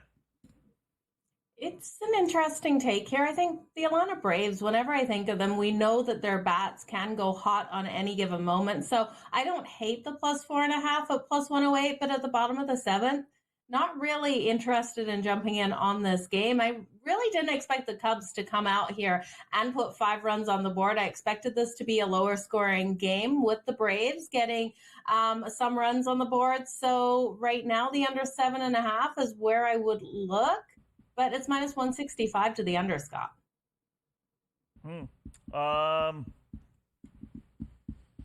Yeah, I got the Braves originally because I played them yesterday and I played them 2 days ago, so I'm going to lay off. But I if I didn't have a dog in the fight, I'd take a flyer. How many times are the Atlanta Braves going to get shut out? Now, that's not to say that the Cubs can't score some more. It's not necessarily just one team batting. But, how many times are the Braves going to lose by 5 runs at home? Let's put it that way. So, and now it's locked. So maybe the Braves scored. Maybe they got out of the inning. It's 3.5. I bet it's 5-1. I bet they scored. Something must be going on because they lowered it from 4.5 to 5.5. So, and that total shut up to 8.5. Yeah, I bet it's 5-1. You watch it in like 30 seconds. We'll see 5-1 on the scoreboard here. Flip. Yeah. Stankies 3-0 over the Twinkies. Stanks are playing well. But they're unbeatable. Great against righties. They're 9-2. Their last 11 games. You see the numbers there, 22-9 against right-handed pitching. They own Minnesota over the years. Twinkies had that great, 13-game, 14, whatever it was, win streak. They're still doing well, but they have lost 2 of their last 3, and Stanks are leading 3-0. You want to jump in on this one on anything? I don't, because I originally came in on the Twins. I expected the Twins to be able to get the win. With what we're seeing so far now in the 6th inning, Scott, I can't come back on the Twins because it's the Yankees bullpen I trust more than the Twins bullpen. And I had thought in this one we would see the Twins come out and win those first 5 innings. I laid the half a run in the first 5 at -108. So with what the Yankees have been able to do against Lopez here with the stronger bullpen, it's the Yankees now who I do think will keep this win. I would look at the under 6.5. If anything, that under 6.5 coming in at -125, but there's nothing else I'd touch. I wouldn't come back on the Twins. Like I said, I took the bullpen out of it for the Twins originally. Yeah. How about, taking a little flyer? I don't do this too often. The Yanks up 3-0, lay 2.5 runs at only -128. You said their bullpen has been terrific. So I don't generally do that, but this Twins team is, they just don't perform well against the Stanks. So Texas 2-0 against Cleveland. But the Rangers have been struggling this year. 500 baseball, 22-22 for the world champs. Guardians, terrific first place in the AL Central. Got to lay, you get 490. I'm thinking underdog. Plus 490 on Minnesota to come back. Or on Cleveland, rather, to come back. I liked the Guardians over 3.5 runs going into this one. That was at -122. John Gray was getting the start here for Texas, and I did expect them to hit off of him. So in this matchup right now, I would think taking Cleveland plus the 2.5 at -168 would be the way. It's just too much juice, Scott. I do think they have every opportunity of getting the runs on the board here. All right. So maybe go there. Why not? Baskets are over. Who won, and more importantly, who covered? We'll let you know when we come back in Game Live. Prime time.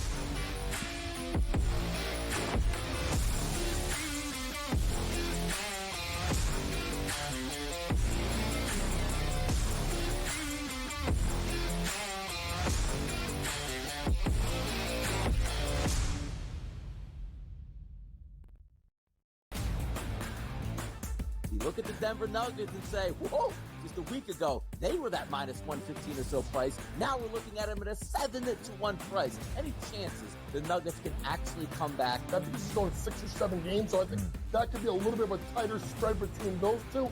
But when you got those two guys, those two monsters in Towns and Edwards, it's just really hard.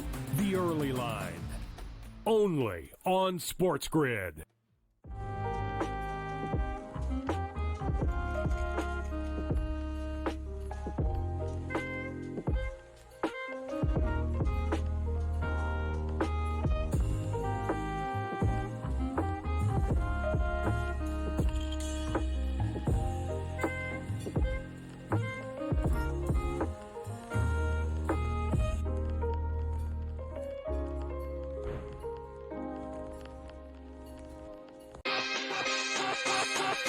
The Cam Rising stuff last year with Utah, 3 months of pretending he was questionable with a torn ACL, ridiculous. It's a lot of gray right now when it comes to this stuff, and we really are.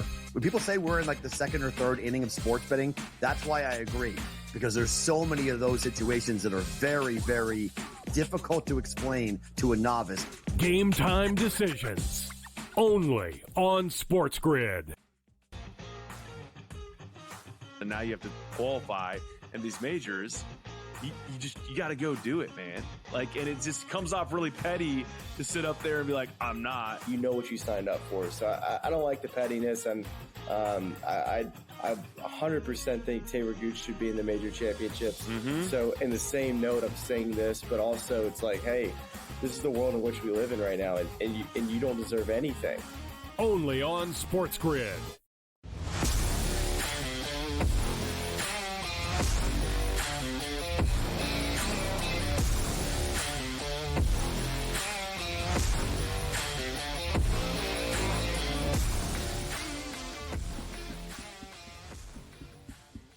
Welcome back to InGame Live, prime time here on the grid, 24 past the hour. It's over in Boston. Celtics win. We all kind of figured that, right? So they take the series in 5. More importantly, who covered, Scott? Well, Only you know that, because once again, the boys in Vegas, Joe, they hit basically a bullseye. Let me give you the play-by-play, the final minute, because depending on what number you got will determine whether you won or lost, and obviously which side you're on. I always like to kind of tease and tantalize and really torture is the right word myself when the line comes so close to what the actual line was, right? So line was, 15 and a half, 16 and a half, depending on where and when you did your shopping, as we like to say, right? So I will tell you with 1 minute left, let's go to minute 34. Let's go to minute 45. Minute 45, Celtics lead 108-96. They're up 12. Drew Holiday makes the layup. Minute 34, Celtics up 14 as we hold on to that minus 15 and a half tickets. Cadavers miss a jumper. Celtics rebound up 14 with a minute left. We got a shot for the cover. Al Horford with a three-pointer. How about that? Big Al, what do you have, like 20-plus points tonight? Celtics lead by 17, 113-96. We're down to a minute. Just hold on for one stinking possession, Boston, and we're going to cover the 15 and a half. Evan Mobley, who's having a game of his life, decides to hit a driving layup. And now it's down to 15, 113-98 with 45 seconds left. Celtics, one last possession. Did you win your bet? Did you lose your bet? It's all up to one meaningless possession. Derek White, who's played well for the Celtics, 4 of 8 from three-point land, takes a three-pointer. No good. Celtics win 113-98 by only 15. Not 16 or 17. You laid the 15 and a half, you lose. Game goes over, but that was that. So, depending on where you did your shopping, Joe, determines whether you're a winner or a loser. It's amazing. Even in blowout games, the boys in Vegas get this stuff right. I mean, it's just 15 stinking play. They couldn't score one lousy point more. Really? You couldn't score one lousy point more? It is torture. Exactly how you read it out was complete torture, Scott. It's like nails down a chalkboard. How did Derek White miss that? He got his 4+4. I guess the books didn't want him to get 5+. I can't even imagine what that was pregame going into this, because the 4+ was a +220. You must have been getting that at closer to +1,000. But he had a phenomenal game, 18 points out there. Jason Tatum came out nice and strong. And the Cavs also played a solid game. But you're right. Boston just ran away with this one in those last couple of minutes. So 28 points in that fourth quarter there versus 20 for the Cavs. Yeah, I will say this, I don't know if you tell yourself this at times, Joe, like the right team covered. Like Boston wasn't leading by 25, 20, 25, 30, and then they took their foot off the pedal and Cleveland got the backdoor cover, right? For the most part, Cleveland was competitive. Celtics had their runs. They would push it to, 12, 13, 14, at 15. But then Cleveland would come right back, and they would bring it back down to 9 or 10. So, the perceived right team, the competitive team, the team that's been covering the whole game did cover the spread. So, if that's any kind of consolation, I don't know. Maybe. Not for me, but it is, I'll point it out. All right, we got Dallas OKC. We got Cam Stewart coming up next. No doubt he'll give us his thoughts on that game. But your initial thoughts, OKC laying 4.5. I don't love the 4.5. I do think the Dallas Mavericks can keep it tighter than that number. I'm with Steve Merrill, though. If this goes down to a pick'em, I want to come in on OKC as well. I do think this is going to be a tight game there, but for me going into it, I have to grab the 4.5 with the Mavs. What about you? Yeah, that's what I'm thinking too. OKC, they won game 4. It's been a zigzag series. No team's won 2 in a row. So I'm hoping Dallas gets off to a fast start, like you said, and then, OKC falls down to maybe even an underdog and get yourself a little bit of a middle. So, but I'll take Dallas, and I do like the under in the game as well. Cam Stewart, some golf, hockey, basketball picks coming up next.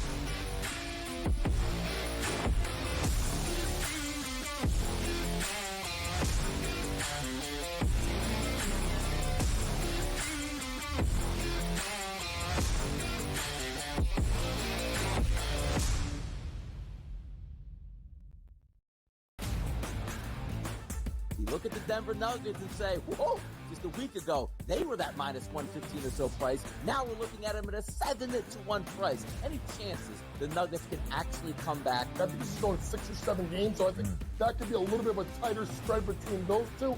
But when you got those two guys, those two monsters, and Towns and Edwards, it's just really hard. The early line, only on SportsGrid.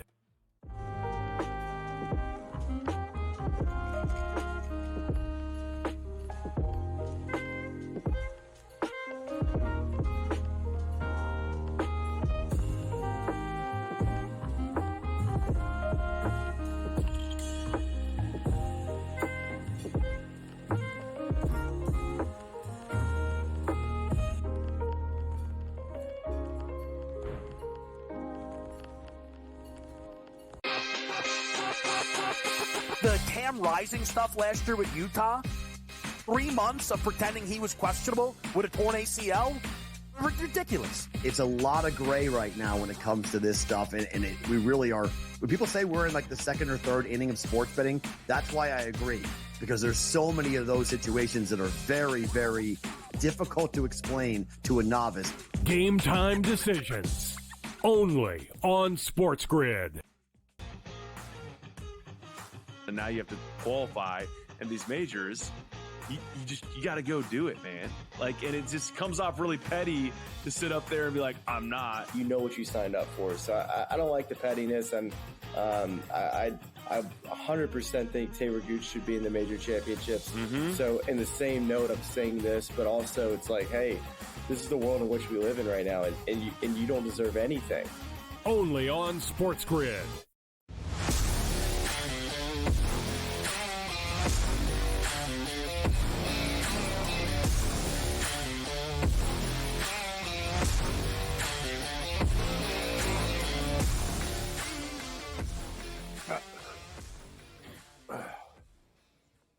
All right, welcome back in-game live, prime time here on the grid, hour number 2 of our 2-hour extravaganza. So we got Celtics in, we got OKC Dallas starting, we got Dallas Stars in a power play, and it does seem like every I think this has actually worked itself out. Every night that Dallas, whether it's the Mavs or the Stars, they both played on the same night. If you're a Dallas sports fan, it's got to be very difficult because it's happening again tonight. So, and we got the PGA Championship starting tomorrow morning. So, who's our great golf guy? Outside of Brady Cannon, Mr. Cam Stewart joining us now here on the grid, who takes over top of the hour. I like your picks better anyway, Cam. What's going on, boy? How are you today? I got to tell you, that kind of intro, see everybody, it's not going to get any better than this. I hit my pinnacle, but I'm going to say this tournament is going to be awesome this week. And I got to tell you guys, I've never seen so many people that are on the same stuff. And I don't know if that's good or bad. Like usually Carver and I have a couple different picks, but Keith Stewart, Cam Stewart, Carver, like Brady sends me his picks. Like we have 4 of the same guys out of like, I'm only betting 4 outrights guys, but it's literally, we have all the same guys. But people ask, then why? Well, because the course is a killer, Scott. Like we talked about this before, Joe. Valhalla is a very, very, very tough course. I mean, it is crazy. It's 7,600 yards plus.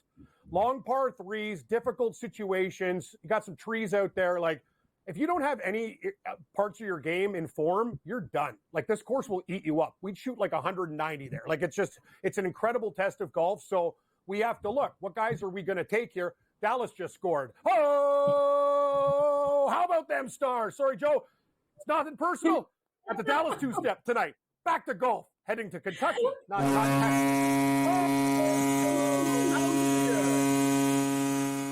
Lord have mercy. Anyway, I do a podcast with an Avalanche fan. Okay, yeah, I get it. You've had success. So here, anyway, guys, are you ready to roll out the picks? So we got to take long ball hitters this week. This is what we're going to do. Oh, the boys, Frank Font. We're going to go with country bets first.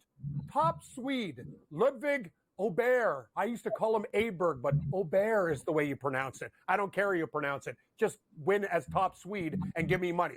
All we have to deal with is Alex Noren, Soderberg, and a couple other guys. Ludwig Aberg, in his debut in a major tournament, Scott, finished second. So let's do this. Top USA, let's go to the top USA. I got a couple of guys for you. I'm taking him to win the tournament with a bet boost at 22. Give me Brooks Koepka. I know we're going against Scotty Scheffler this week. That is insane, but he just had a baby. If there's any course we can get him, it's this one. Brooks Koepka at 8. I got more value. You and Joe, you guys don't like bungalows. You like big towers. So give me Bryson DeChambeau at a smooth 16-1. We will do that. So I could play two guys at this price. Also, top Canadian, Joe. This one's for you because if I'm the prime minister, you're the first lady of SportsGrid. Taylor Pendrith. Let's do this thing. Plus 370. His last 2 weeks, can we get a top 10, a T10, and a win? Pretty damn good. And what does he do well? He hits it large. So top 10 here. And I got a parlay. Did you guys actually get my 4-country parlay in there? If you did, I'm going to have a little chat with Gary Graphic and say you're the best. But anyway, I have a 4. I'll give you this one at the end, Scott, because it's very confusing. So let's go for the picks. Ready to rock? Brooks Koepka. I like Brooks Koepka to win this tournament at 22-1. That is a bet boost, though. That is a bet boost. And you're not going to find that number. It's going to be 14 to 16-1. This guy looks great heading into this tournament, and I'm a big fan. Bryson DeChambeau, a lot of the live guys aren't getting any love, but what does Bryson DeChambeau do? Murders the golf ball. This guy, him and Rory are two of the longest hitters on tour. A man, Scott, that almost sent me to financial freedom, but due to a 3-ring lip out, remember when he lost by 1 stroke that week? I think I gave you Wyndham Clark. Remember that one? Yeah, I'm coming back to WC. So give me Wyndham Clark. His price is nice at 40. Carver got a 45. And Cam Young. 45 at FanDuel.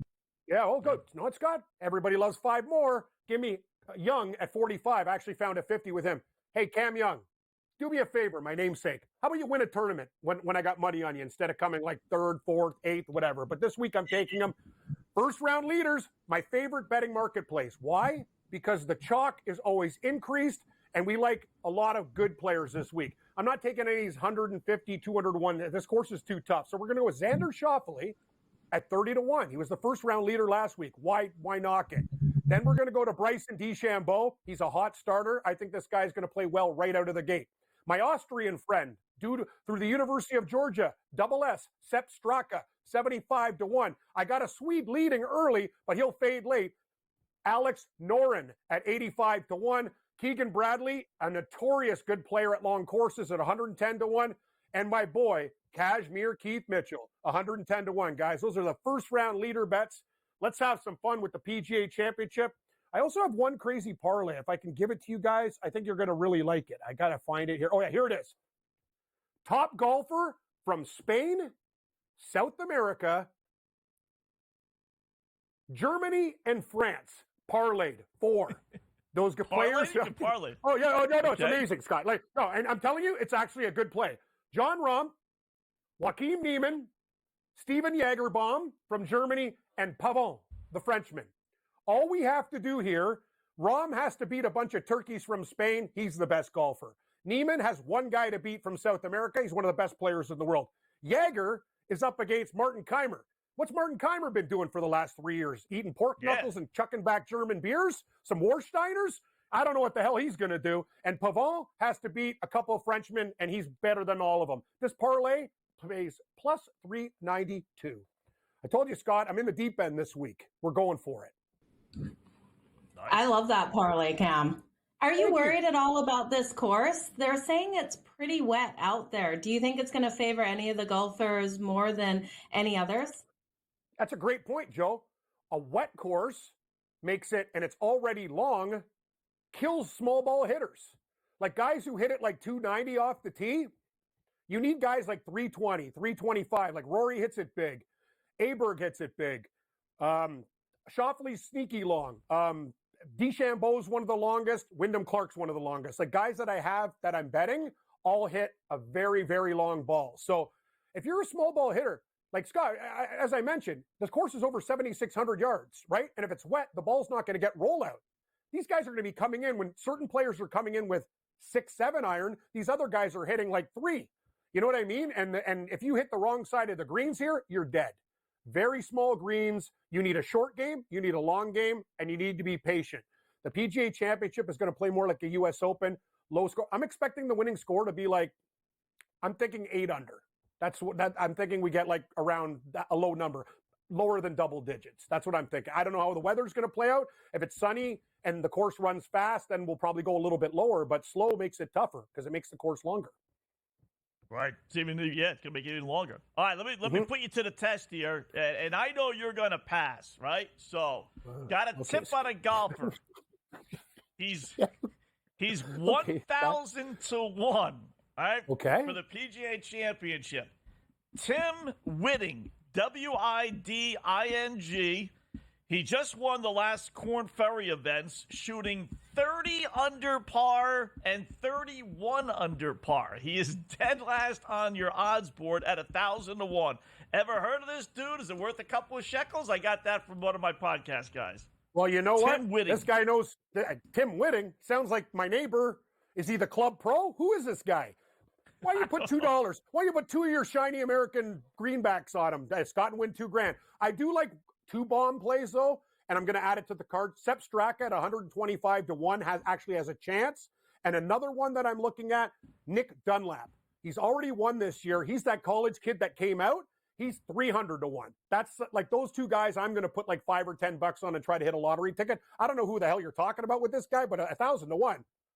Scott, why don't you just make a bet on him to make the cut or something like that? You'll still get like 30 to 1, 40 to 1. And the guy shot 30 under par. 30, 31 under par. Where do I sign? I can't even do that in pitch and putt. In miniature golf, I couldn't do that. I'll This put is a real $5 course. on him. This is real. I'll Do put it. I hope you win. Imagine he wins. I'll be your butler, Scott. I'll fly to meet you. There you Let's go. roll. Thank you.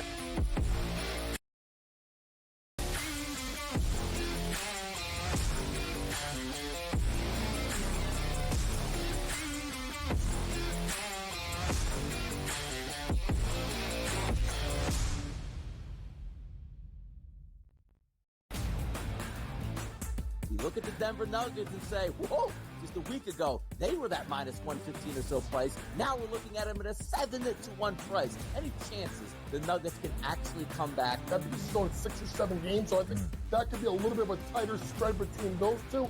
But when you got those 2 guys, those 2 monsters in Towns and Edwards, it's just really hard. The early line. Only on SportsGrid.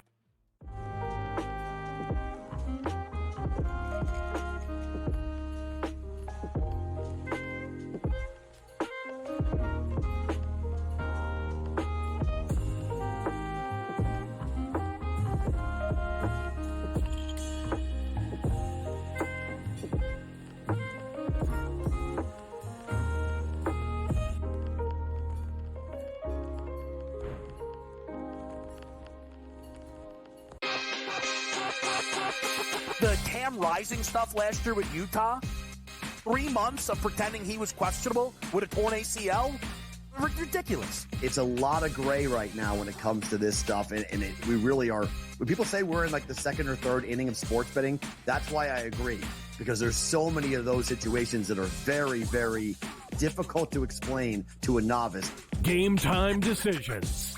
Only on SportsGrid. And now you have to qualify, and these majors, you got to go do it, man. Like, and it just comes off really petty to sit up there and be like, I'm not. You know what you signed up for. So I don't like the pettiness, and I 100% think Taylor Gooch should be in the major championships. So in the same note, I'm saying this, but also it's like, hey, this is the world in which we live in right now, and you don't deserve anything. Only on SportsGrid.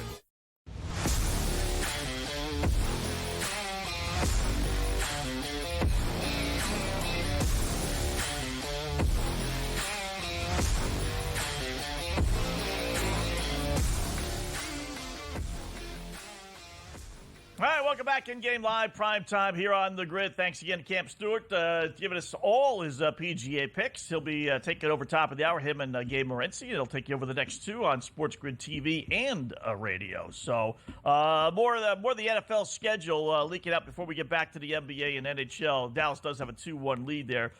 Your Thanksgiving Day games, 12:30. Bears Lions. We always get that right, so we knew that basically. Giants, Dallas. We always get the Cowgirls, so okay. And then your Thanksgiving night game, Miami at Green Bay. Interesting. Ooh. That's not that bad of a schedule, I suppose. Especially if the Bears can do well. There'll still be a little bit of a story, I imagine. Giants, Dallas, that could be a clunker, but, it's Thanksgiving. And then Green Bay and my Dolphins on Thanksgiving night. So that's a great night game, Scott. What's that? That's a great night game. What were you going to say as a Dolphins fan? No, do you like it? I hate all these special games. I don't want them to play it. Thursday night games are tough, right? So I want to see, who they play the week before. I'm hoping there is, and I'm hoping there isn't, a glitch in that they generally have the Thursday night road teams home the Sunday before, because you don't want to have back-to-back road games on a short week. That's tough. But somewhere along the line, the NFL is going to screw up and do that. Those would be the only games, Joe, that I would look to bet right now. If I could find a spot like that where they screwed up, whatever line they post now, and believe it or not, they do post lines for all these games. It's amazing. Not all sites, but some do. That would be the only, and in these specialty games as well. That would be the only reason why I'd put a bet in now, in the middle of May versus waiting until September. But if I find like back-to-back road games like that, generally speaking, that would be okay. But they're home against New England the week before. All right, so that's not too bad. But we are seeing so many lines right now over on FanDuel. Yeah, we've got nuts. that first game, the Baltimore Ravens, Kansas City Chiefs, with a line of 2.5 there for the Chiefs at home, total 46.5. Scott, I can't wait for football to kick off. That's the first game out there. What do you think of the matchup between the Baltimore Ravens and the Kansas City Chiefs for our first Thursday night game? Yeah, that kicks off the season. That's the season opener. I really thought they would use the Chargers just because I figured Kansas City and Baltimore is going to be a great game no matter what. So you didn't have to kind of use that as your opening day because opening day is going to be great. Colorado scores and ties up Dallas, Joe. 2-2. What we needed. Not good for my under, but now you said it. You saw Ottinger get right into a little bit, like about a minute or two ago. I wonder if that played a role in this. I don't know if it did or not. It looks like the Avs just scored in his top right corner. But he did. He got ran into by one of the players. I really didn't see who it was. They showed it so quick, and he was like flat out, kind of parallel to his net there on his back. So I think he's okay, though, out there on the ice. Dallas now. I think it was McCarr. Yeah. 2-2. Yeah, McCarr. McCarr. Oh, nice. Yeah. That's what we needed. McCarr that? needed to come out nice and strong. I'll tell you, I'm seeing it in the corner of my eye. It's amazing, Joe, sometimes. I mean, there must have been 5 guys literally in front of Ottinger. There's just no way he could have seen it, so I don't blame him. But I'm more impressed with somehow or another the puck got through. I'm telling you, there were, honestly, at least 4, maybe even 5 guys lined up in front of McCarr. He takes a wrist shot from, basically just inside the blue line, right, about 5 feet or so, and somehow or another, it goes through all 4 guys, and then there's probably like a window of about an inch over Ottinger's left shoulder, and it made it, and it didn't go over the net. It went in. I mean, some of these guys, now whether it's that luck or not, I don't know, but, man, some of these guys, the way they shoot and to be able to get it through, that's tough. That's a tough goal to stop when you can't see it, and you got 4 or 5 guys in front of you. But, all right, so 2-2. Good news for Colorado fans. I must say, let me see who got. I need a goal out of McKinnon, but my same game parlay, I got the point out of Lehkonen. Let me see if Rantanen got an assist on this one. I got Colorado. I got the under 6.5. We're setting up for a 3-2, 4-2 game, which is okay. It's just the McKinnon goal. That's the one that I kind of screwed up on, I think. But No, I think all he right. still has the opportunity of getting it, Scott. Nathan McKinnon is the stud for the Colorado Avalanche, and he's so competitive out there. He's going to finish this off for this team. They've got 19 shots on goal versus Dallas with 15 shots, and I do think they just can't take those penalties. We've seen now Dallas convert that second goal was on the power play, so the kill for Colorado was able to kill off one of those penalties, but not the second. They need to play smart hockey out here, and I do think Nathan McKinnon, he's not going to let you down in this one, Scott. So let's get Nathan McKinnon for the game-finishing goal for you. Yeah, Rantanen did get an assist. So Nice. I got the Lehkonen, I got the Rantanen assist. Now it's just, it's nice where all we need is one thing to happen. McKinnon to score. Colorado wins 3-2. We get the under. We get Colorado winning, and we got McKinnon scoring. So that's all we need. Let's get this to the third. And that 2-2. parlay paid what, Scott? Almost 10-1. 993. Wow. So basically 10-1. Oh, I wish I jumped on it with you. I just didn't because I thought this one would go over that total. Man, I can see It's it still totally right. cashing for you. So it's still I hope light. not You for know, who you. knows? 10-1? I'd rather Yeah, take my 10-1. loss in the total and have you win it. That's for sure. Yeah. My luck, they'll win 4-2, but McKinnon won't get the goal. That'll be my luck. So, but that's the one at plus 105 that bumped it up. Otherwise it would have been like a 4-1 parlay. So, and the whole premise was I thought he would come up big. That line would come up big. So it's a possibility. But it'd be nice to go to overtime. What is overtime right now? You got a whole period, I know, but this kind of smells of overtime. It does. 2-1, maybe plus, 2.5-1.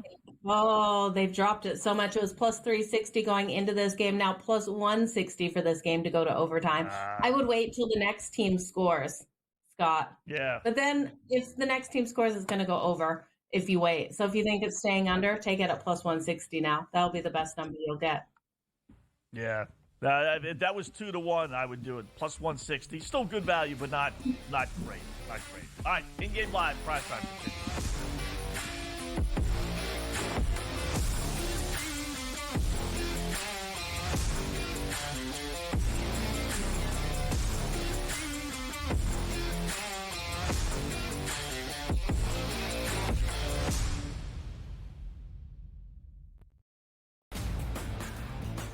You look at the Denver Nuggets and say, whoa, just a week ago, they were that minus 115 or so price. Now we're looking at them at a 7-1 price. Any chances the Nuggets can actually come back? I think this is going 6 or 7 games, so I think that could be a little bit of a tighter spread between those two.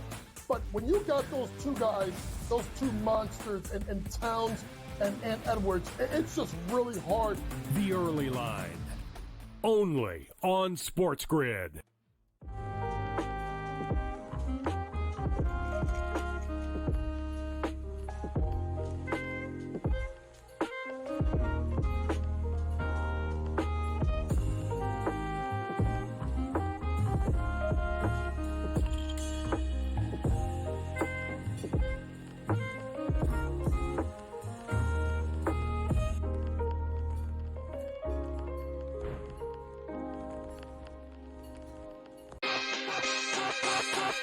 The Cam Rising stuff last year with Utah, 3 months of pretending he was questionable with a torn ACL, ridiculous. It's a lot of gray right now when it comes to this stuff, and we really are. When people say we're in like the second or third inning of sports betting, that's why I agree, because there's so many of those situations that are very, very difficult to explain to a novice. Game time decisions, only on SportsGrid. And now you have to qualify, and these majors, you got to go do it, man. And it just comes off really petty to sit up there and be like, I'm not. You know what you signed up for, so I don't like the pettiness, and I 100% think Taylor Gooch should be in the major championships. So in the same note, I'm saying this, but also it's like, hey, this is the world in which we live in right now, and you don't deserve anything. Only on SportsGrid.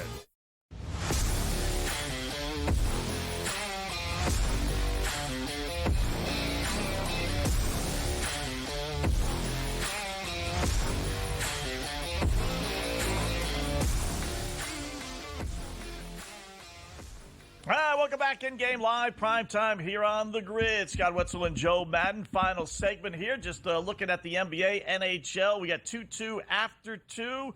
NBA, we got Dallas leading at 20-17. They play in the first. We'll look at that and some of the numbers, and then obviously the baseball stuff and the NFL schedule being released. And I see we have another Black Friday game, which I'm okay with. In fact, I'm a little surprised.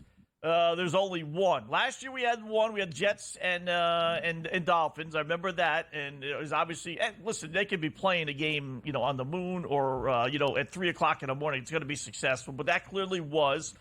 Black Friday game this year: Kansas City versus the Las Vegas Raiders. Well, I tell you, I got to go, Joe, to the Kansas City schedule because they are on so many Thursday, Monday, Sunday games. It is remarkable how many they have this year. But I don't know if you had a chance to take a peek at the Chargers schedule, but anything, from that? Kansas City, let me see. The only thing I saw with the Chargers is they're playing the Ravens late November, so super excited for that one. The Chargers will be at home welcoming in the Ravens, and I think that's going to be an absolute battle out there. I'm really hoping that the Chargers under Jim Harbaugh can make some waves this season, but wait and see kind of look here with the Chargers. I'm kind of nervous, Scott, for this next season. Everyone has so much faith in Jim, and I do too. We know what he's been able to do over his coaching career, but I do think the Chargers, it's going to take a couple years for him to get them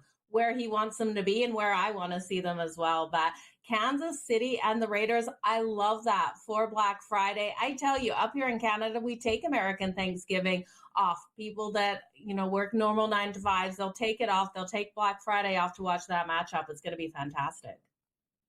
Yeah. Kansas City, Joe, has Baltimore opening day on a Thursday, so that's 1.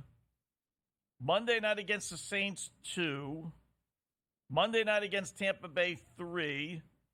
Black Friday game, 4. It's not that many. Saturday the 21st, 5. Christmas Day, 6. So that's 6. Now we'll throw in the Sunday night games. Oh, I forgot about that. Let's redo this again. So Thursday, 1, 2, 3, 4, 5, 6. I think 7 goofy games. Almost 7, not quite really half. 7 out of 17, either Saturday night, Sunday night, Thursday night. That's hard. That's hard on a team to kind of have to you like to get into a routine, and they really can't get in the routine. Well, they open up their season to the defending champs. Baltimore at home, we knew that. Cincinnati at home, we knew that. And at Atlanta. And then your Chargers. That's a pretty good schedule. That's a fantastic schedule.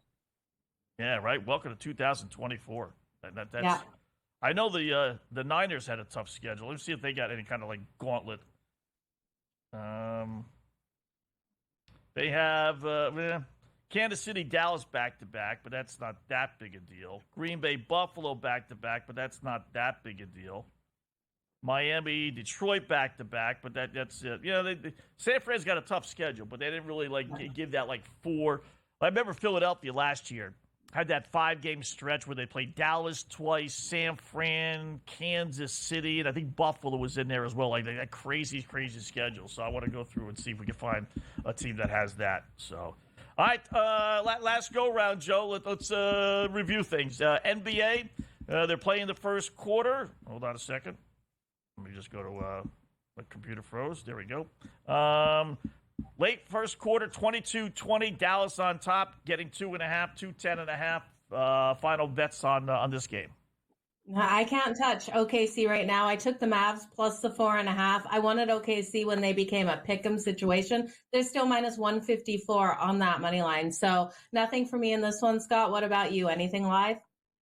Yeah, I still like Dallas. I'd still take them on the money line. I think they win this game, and I'd still like the under. It's on an under pace here, and they're still giving you the original number of 212.5, and you're not even going to get 50 points maybe in this first quarter. So 2-2 Colorado, Dallas after 2, minus 138 Dallas, plus 108 Colorado. Give me the plus money on Colorado. Let's get them to get the win and extend their playoff lives, Scott. Yeah, me too. Oh, boy, we're on the same page. No score, Giants and Dodgers headed to the bottom of the first. Angels 4-0 over the Cardinals. Not happy about that bottom three. Oh, that wrecks my same game parlay. I thought the Angels under 3.5. Man. Oh, well, we'll get the next one. Good news is you lost already. You'll have to stay up late watching that one. So. Oh, thank God. Joe, great job as always. We'll do it again over the weekend. In-game live prize time.